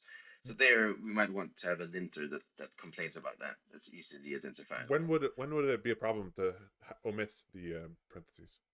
What's the Well, change? it's never actually a problem. It's always allowed, but it makes it clear what you mean because You're not just just to assigning have a clue. C. Let's say we have dupe here that does this. Mm-hmm. If you write dupe a gets 10, yeah, remember the return value of an assignment is whatever's on the right side of the assignment, Yeah. and therefore dupe gets 10 as argument, and would do that even if a was if we got the left side, and then we get 10 as the result. Yeah. But how do you see the difference between the multiple assignment and this? Right, your head is telling you, oh, I know dupe is a function, right? But you actually can't tell. I see. So if we erase a and we say a is minus instead, you write ABC gets 20. This is confusing, right? Yeah. And what actually happened is that B and C both were assigned 20, and A got the return value, Oh, which is okay. a single 20, not two of them, because it's on the right side of the assignment error, and it negated that, and we got 20 out. But if we adhere to the standard of parenthesizing multiple assignment, then the parenthesis goes here, right? And it's at least a little bit clearer what's happening. Not entirely, but a little bit. Now, if you also use my naming convention, so A, if it's a function, has to be uppercase. Now it's entirely clear what's happening. Yeah. And APL lowercase and uppercase A are two different variables. Yes. Yes. Okay. So there are things that a linter might pick up on. Yeah. And say like, yeah, well, don't do this. Just small things, nothing major. I know Wewa. I don't know if you're familiar with Wewa. Yeah. But Wewa's an online editor at least. Yes, the whole thing, like if you write certain things, it will say, well, no need to write it like this. You can write it like that. I don't think we'll get there. That was very nice. Yeah, it's got some. But idioms. yeah, there's certain things that yeah, maybe people will write like will use shape. I think you did that in your video as well, instead of using tally. And they're not the same. If you want the actual shape, multi-dimensional shape, you should use this. If you want to know how many elements are there in a list or something like that, or how many rows in a matrix, you should use tally. And this causes all kinds of fun problems, let's say like that. Yeah. That Like people are using shape. So for example, if we have like a list like this, and we get the shape, so you can't see that there's a difference between these two results. But this is actually a one-element vector, and this is actually a scalar. So let's say we do an outer product. So an outer product, we might say 10, 20, 30, dot plus 4, 5. And so we get a table. Yeah. And if this is a one-element vector over here, then we get a column. But if it's a scalar, we get a row. So now, if we go up to these two statements here, 10, 20, 30, dot plus. See the difference here? They're not the same. Yeah, they're not the same. So this subtlety, mostly it doesn't matter, especially since APLs tend to allow leniently one-element vectors where you would expect a scalar. But occasionally it does make a difference. Like here, there's a difference in scalar and a vector. Yeah. And then you can end up with strange results. Here's another one. Let's say for each letter, we want to reshape. Oh, is this right? Oh, 1 second.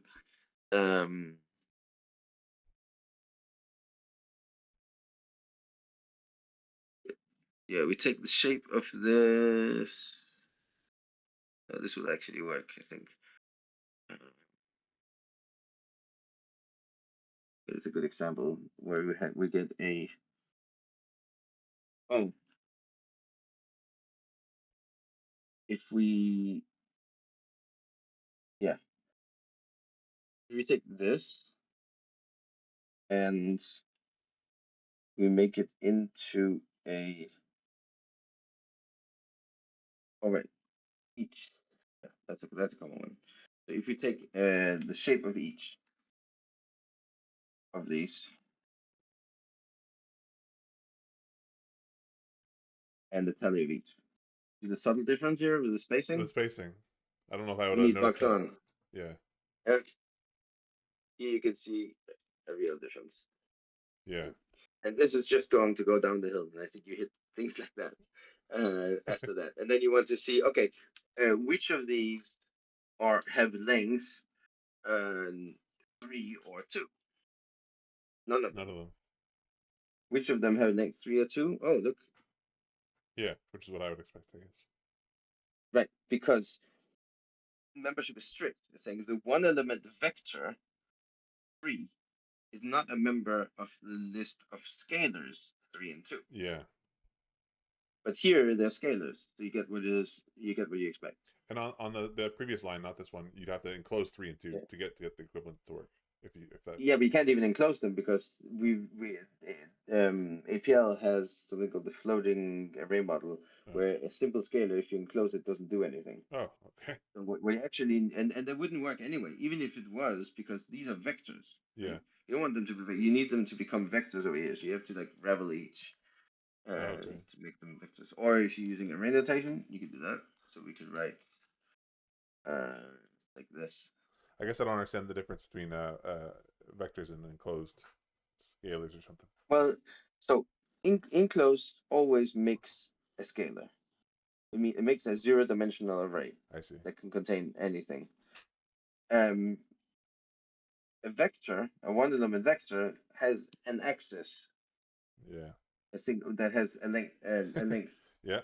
which could be one. Could be one. So this, or we could say like this: if we have ABC, Yeah. three-element vector. Here's an enclose of it. So this is a scalar that contains a vector. Gotcha. Then in turn, we can ravel that. Now we get a vector that contains a single element, which is that scalar that we had before, this Yeah. one. So we get a vector of vectors, even though there's a length 1 on every level. Okay. I You could get the idea, sort I of guess. see This, from a computer science perspective, you could call it a pointer. yeah. So there's a difference between the value itself and the pointer to the value. I don't think of it like that. I think it's sort of like a box. It's being concealed. But then there's the one quirky thing, and there's a good reason why it is like this. It was a disagreement between the early APLers in the very early 80s, as to what happens if you enclose a simple scalar. So there's no difference between these. Mm-hmm. You can see the border at the bottom saying it's character as well. Okay.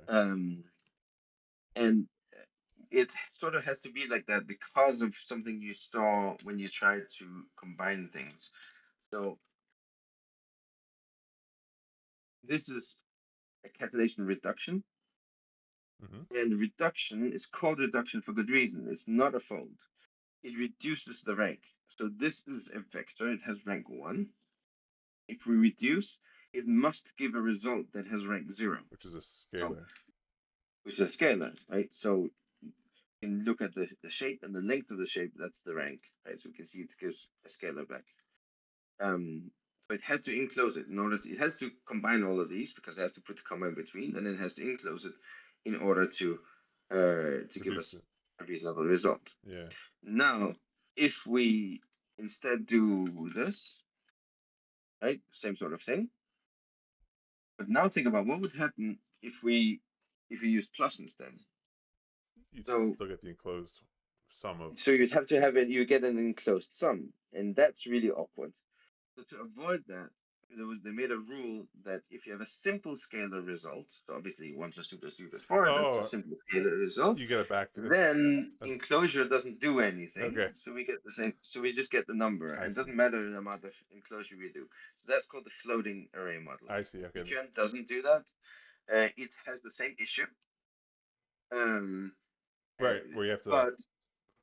But in order to avoid that, they introduced a new thing that just goes the other direction, saying you have something that's a number that's not an array, and when you box that, you get an array with the same value, and therefore you can do such a summation, a reduction, and add a level of enclosure, and it doesn't harm you because you don't get a doubly enclosed number, you just get a singly enclosed number, which is just an array.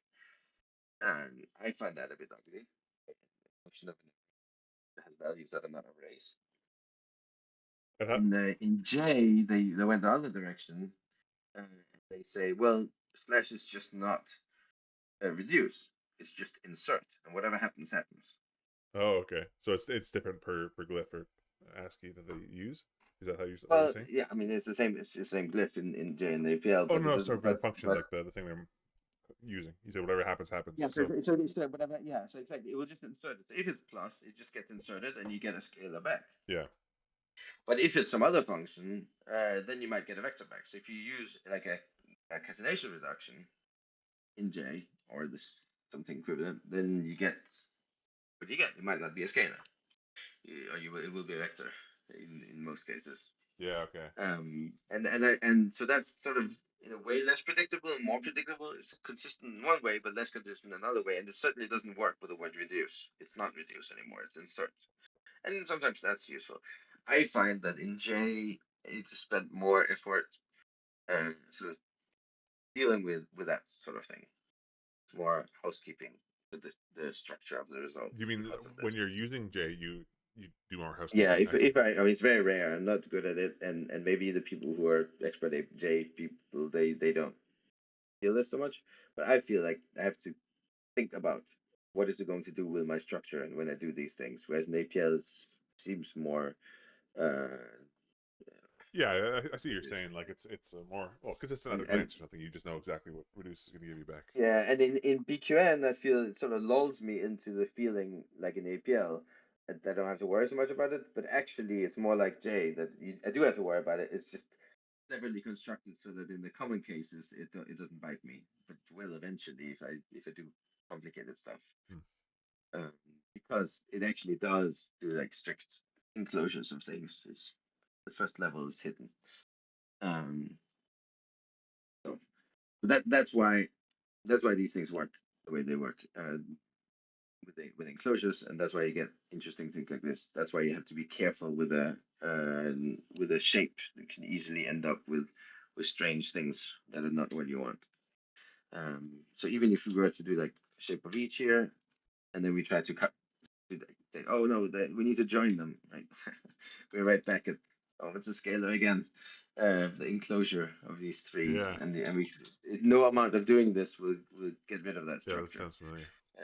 You have to disclose it to do that. And But then there's the function you could what do. exactly is the definition of disclose? Like So merge almost? yeah, you could from computer science perspective, it means follow the pointer, get what's at Okay, the other end. I see. But it removes the box. Right? We've Yeah, got here's the box, and if this is you can sort of see it grabbing like a mouse, eating up this value, okay, right? yeah, So this is enclosing. This does the opposite. It discloses. It opens up. So it's not normally called disclose because there are two different ways to disclose. Um, if you have a scalar, there's only one way. You open it up, take whatever's inside. But if you've got something nested like this, then there are two different meanings to disclose. We've got this is a depth two array, right? You've got an outer structure, you've got inner structures, and there are two different ways you could deal with that. You could open up the outer one and let these inner ones become major cells of the result. That would lower the depth, and you could also just discard any trailing elements. Just take the first one and lift it out. oh, That would also lower the depth. So we've got functions for both in APL. So this one by default, this one just picks up the first. So we call that one first. oh, And up arrow uh, allows these two to become um, major cells in the result, which I believe is what this does in BQN, yeah, yeah, and also in J, same thing. And you can see sort of similarity to this symbol.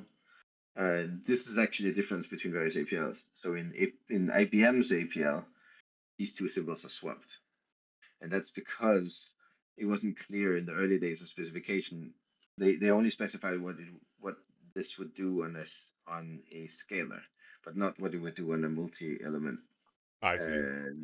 thing. So people just make choices and And yeah, and so they said, okay, so does it want to do the other, and then use this symbol, which has reason as well, because if you got a matrix, ABC, that's not ABC, but it doesn't matter.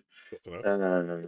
Yeah, here we got a matrix, and then the down arrow splits it into. This did not work at all. Let's get out of it. Well, something went very wrong. Yeah, I didn't I don't notice know. that X on my ride, but maybe it was there. That was broken. I don't. I don't know why it's so. I can't get out. Okay, got out. I didn't get what I expected to get, but hey, let's try this again. Okay, now it's working. Okay, so this is a matrix, Mhm. and if I put the down arrow, it splits it into a vector of vectors. Okay, So by what do you call it, reflection similarity, and the up arrow merges them back in again, or mixes them back in again to the matrix. So it makes sense that these are opposite of each other. I see. Yeah, there's some symmetry there. That's Dialog's reasoning. And IBM, I mean, we could change mode to run an IBM mode. We could say this is migration level. So now they don't mean the same thing. If you run this again, You see, now this means first. And so if you do this, IBM's reasoning was that the dyadic function, so it's 3 take, 2 take, and like it's sort of like, and 1 take gives you a 1 element vector, and then like just take basically without anything gives you the first element as a scalar. So they thought that that sort of makes sense as well. So they paired it up so that monadic up arrow is first, and then the monadic right shoe would then be mix instead. For them, this makes the matrix. Huh. So both of them are good reasons.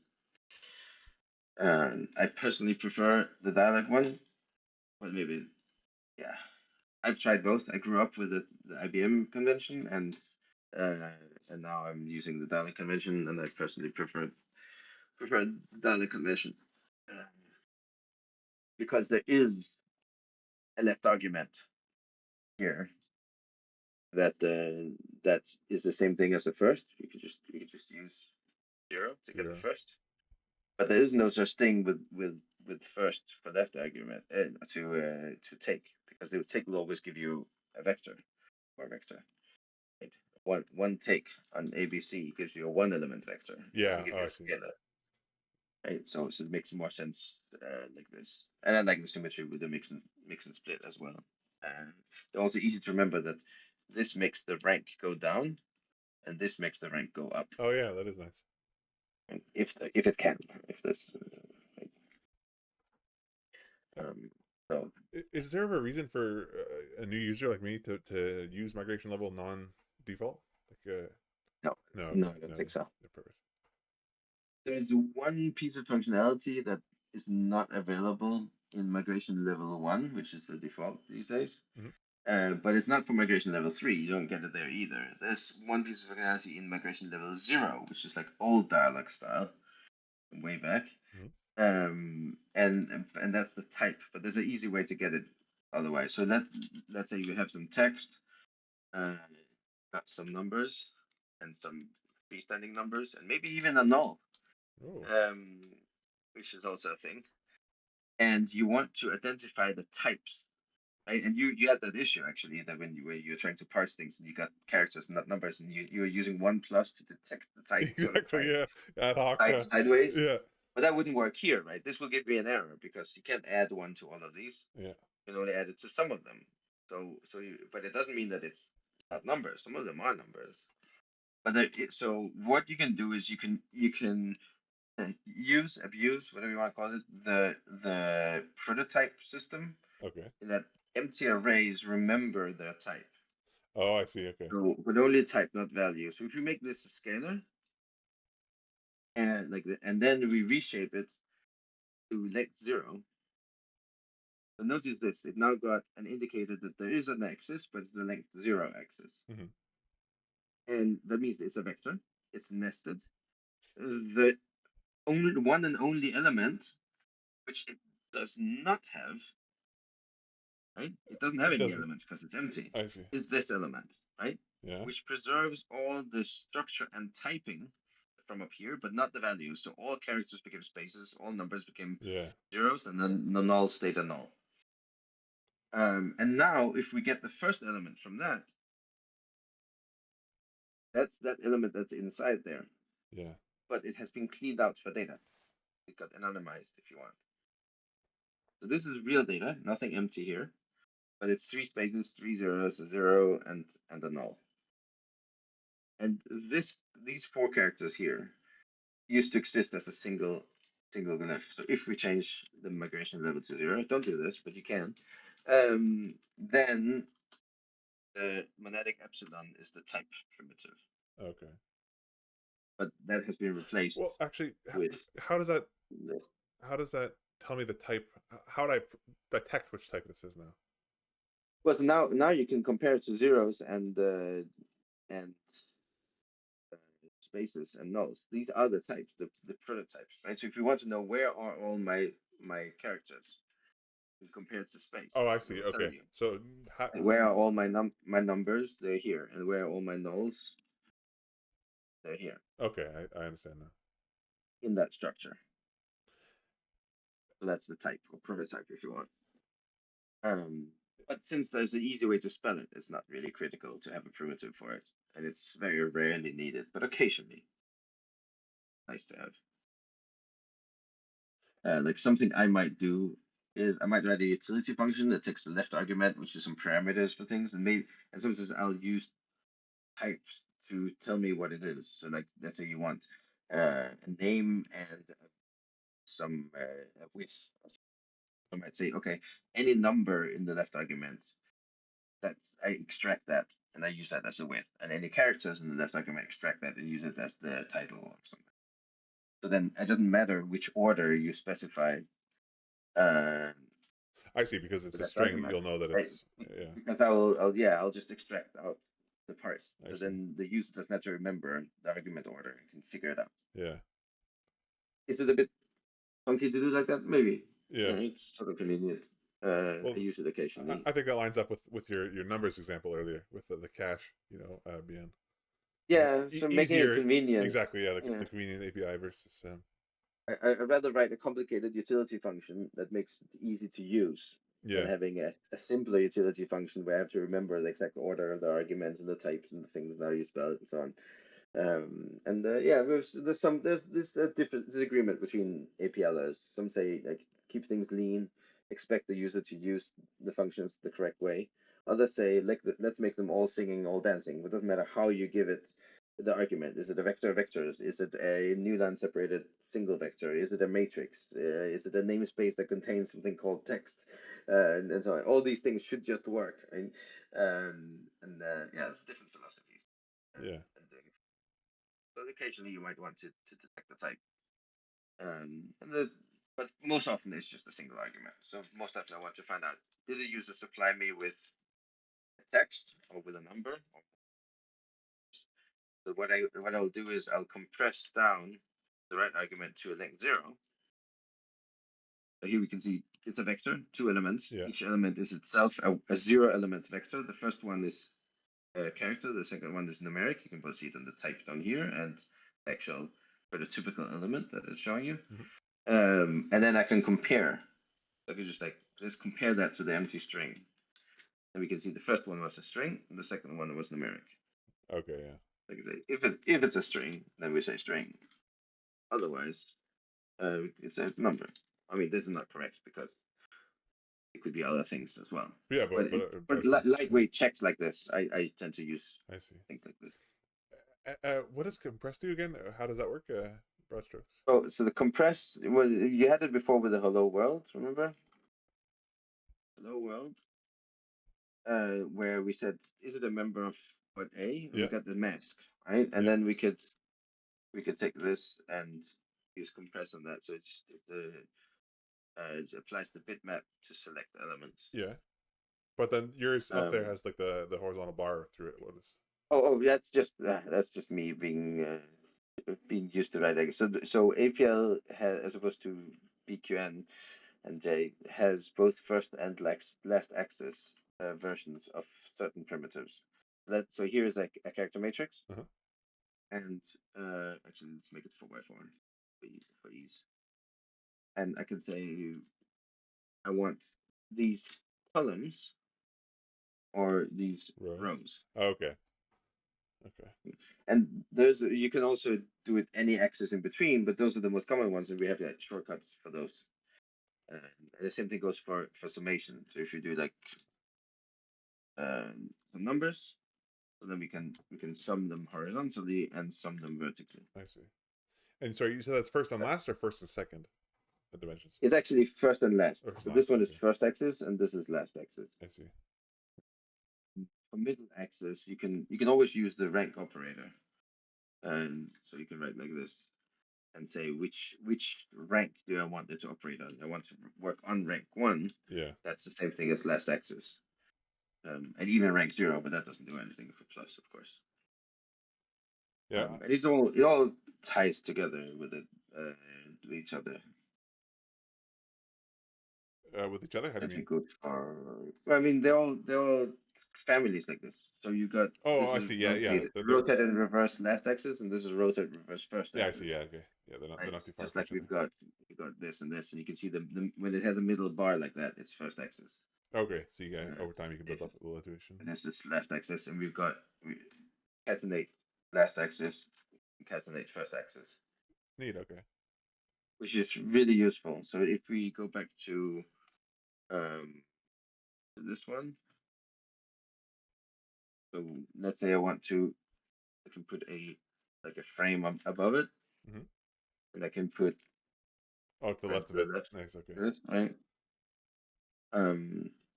So that's something we often do. And Same thing for the reductions. To do the end of them now, actually, I just visuals. How would you get joined to the end of the line? You just reverse and then unreverse or something? You can just use you can just use commute. Oh, yeah, I guess that makes sense. If I want to add on both sides, we could write here, or maybe we could even do fancy. Like nice, yeah. And then like this.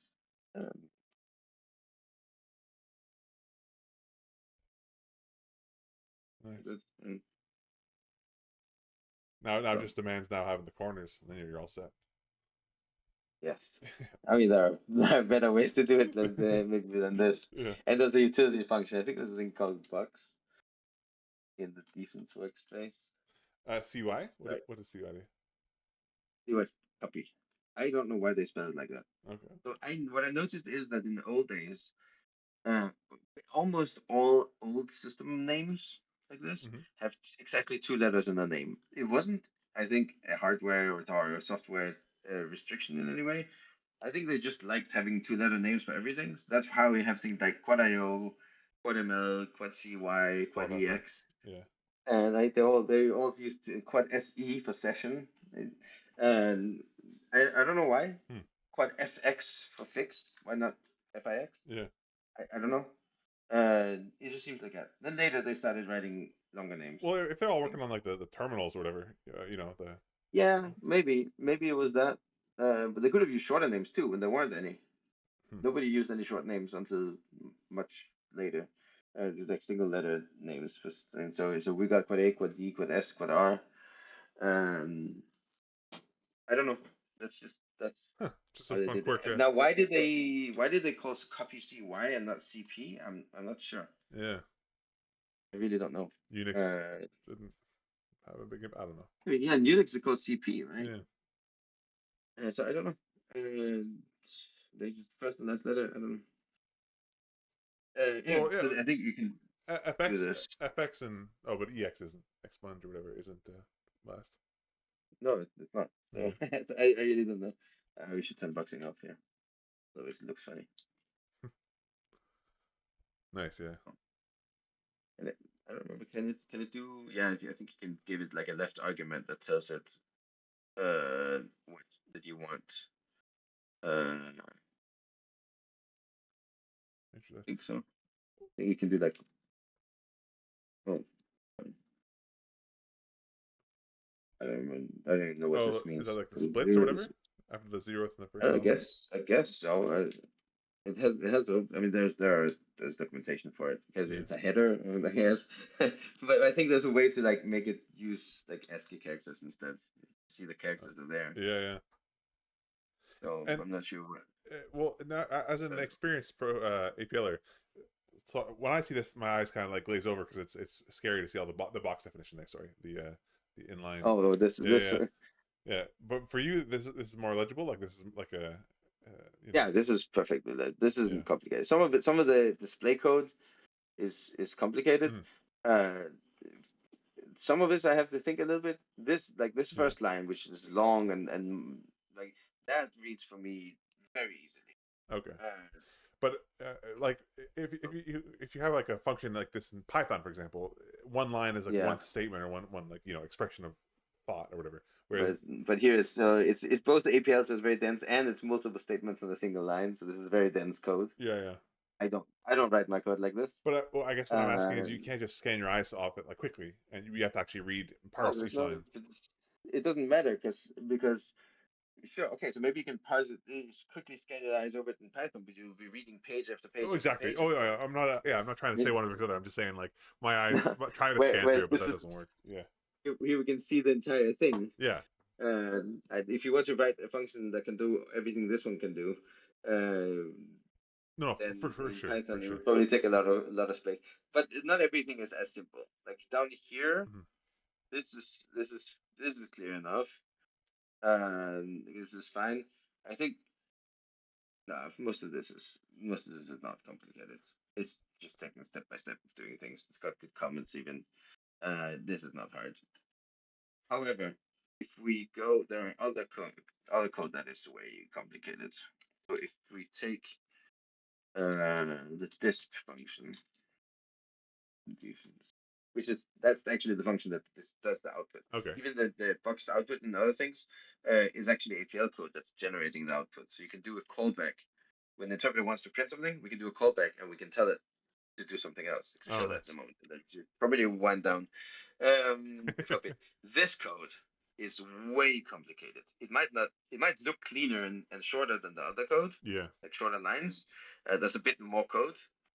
But if you look at the details, the reason why this gets really complicated is you've got lots of guards for the early out in these functions, and you've got a reduction. Reduction. You've got recursion here and recursion each. I see.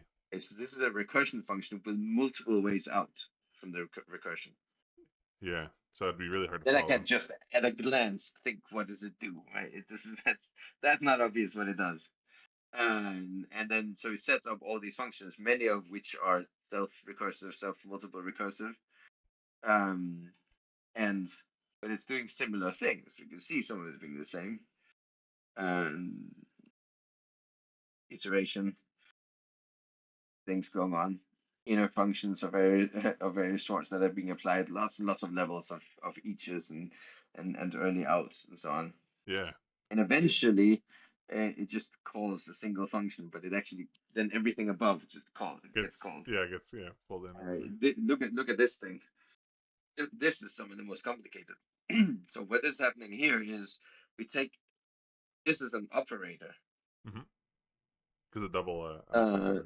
that yeah, double alpha, and this is the operand, and this is yeah, this is the operand that gets glued to this one to derive a function that inserts this character. I can assume that it's I know that it's going to be not necessarily a character, but it's going to be an array. It inserts an array between the left argument and the right argument, and then using that derived function, and we're reducing over the right argument. Huh. Like there, I have to think of it. What's going on here? So this is a way of inserting a separator. It's like a join with Oh, I see. something. Yeah, okay. So That's cool. the length of the code and like what it looks like, this might not look like anything special, but that requires a lot more mental jumping around um, than other things that could look long. But I can generally get a quick idea about what's going on just looking at it. At least if it's a subject that I'm familiar with. So here it's just text manipulation. If you look at code that deals with like network communication and cryptography, and it's like I don't know what's going on, or advanced mathematics. Camilla will write things that I cannot read. Now I can read them. I can see just fine what the APL code is doing, but I have no clue what's going on because I don't know the mathematics behind what's written. Yeah, So that's a limitation of the domain knowledge, not on the APL code itself. Occasionally you will find some crazy tacit thing that I need to ponder a little bit. So if you do this opens up a browser. So we've got here. Oops. And if we go to the end of the list, there are some pretty intense. See here, no, that's it. That's too much. Oh yeah, that one So I wouldn't. this sort of thing, Yeah. where I mean, I can follow every part of it. This requires some mathematics. That's been a long time since I took linear algebra, and I can probably figure it out. This sort of thing again, where we got The recursion. recursion things. I have to think what's going on, and this maybe needs a bit of parsing. It's not hard for me to read. Hmm. It's just intense.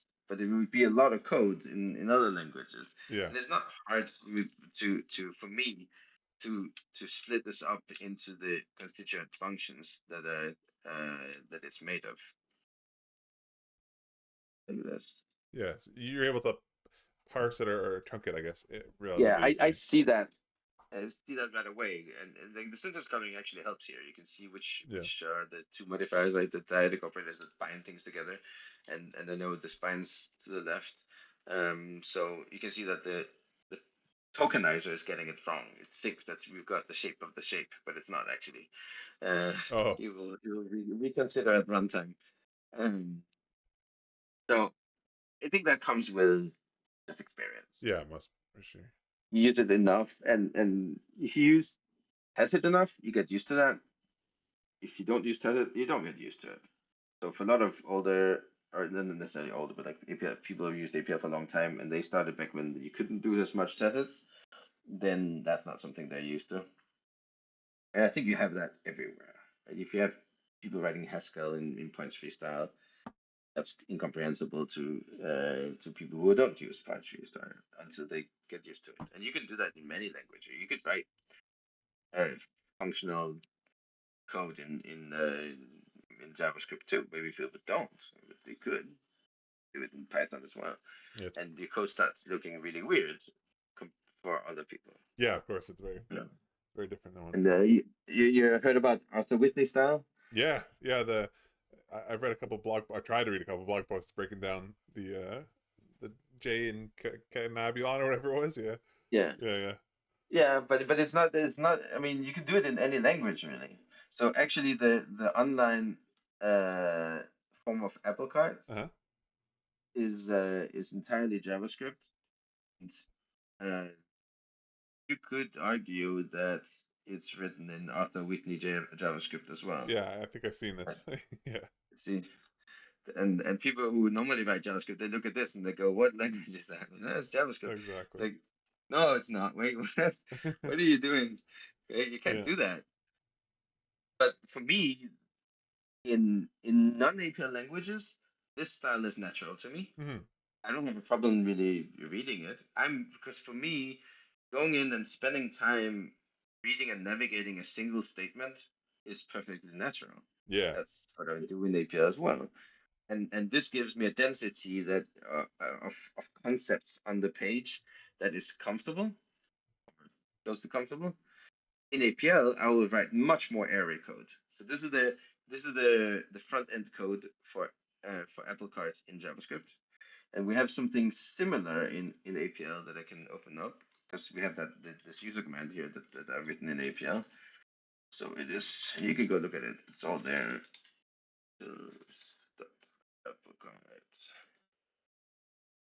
Let's see, make this big. And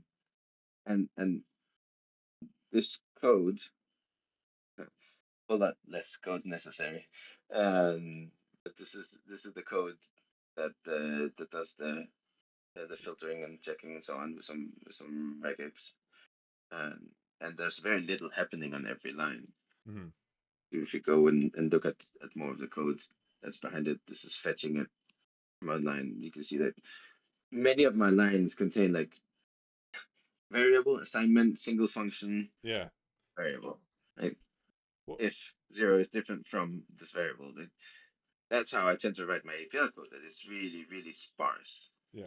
But at that point, you're And almost like yeah. it feels like you're not writing an APL at all. Like you're just writing any language. What if it's just one thing at a time? Yeah, To me, sorry, as like a I guess so. But because APL would be dense, there can still be a lot of things happening. I think yeah.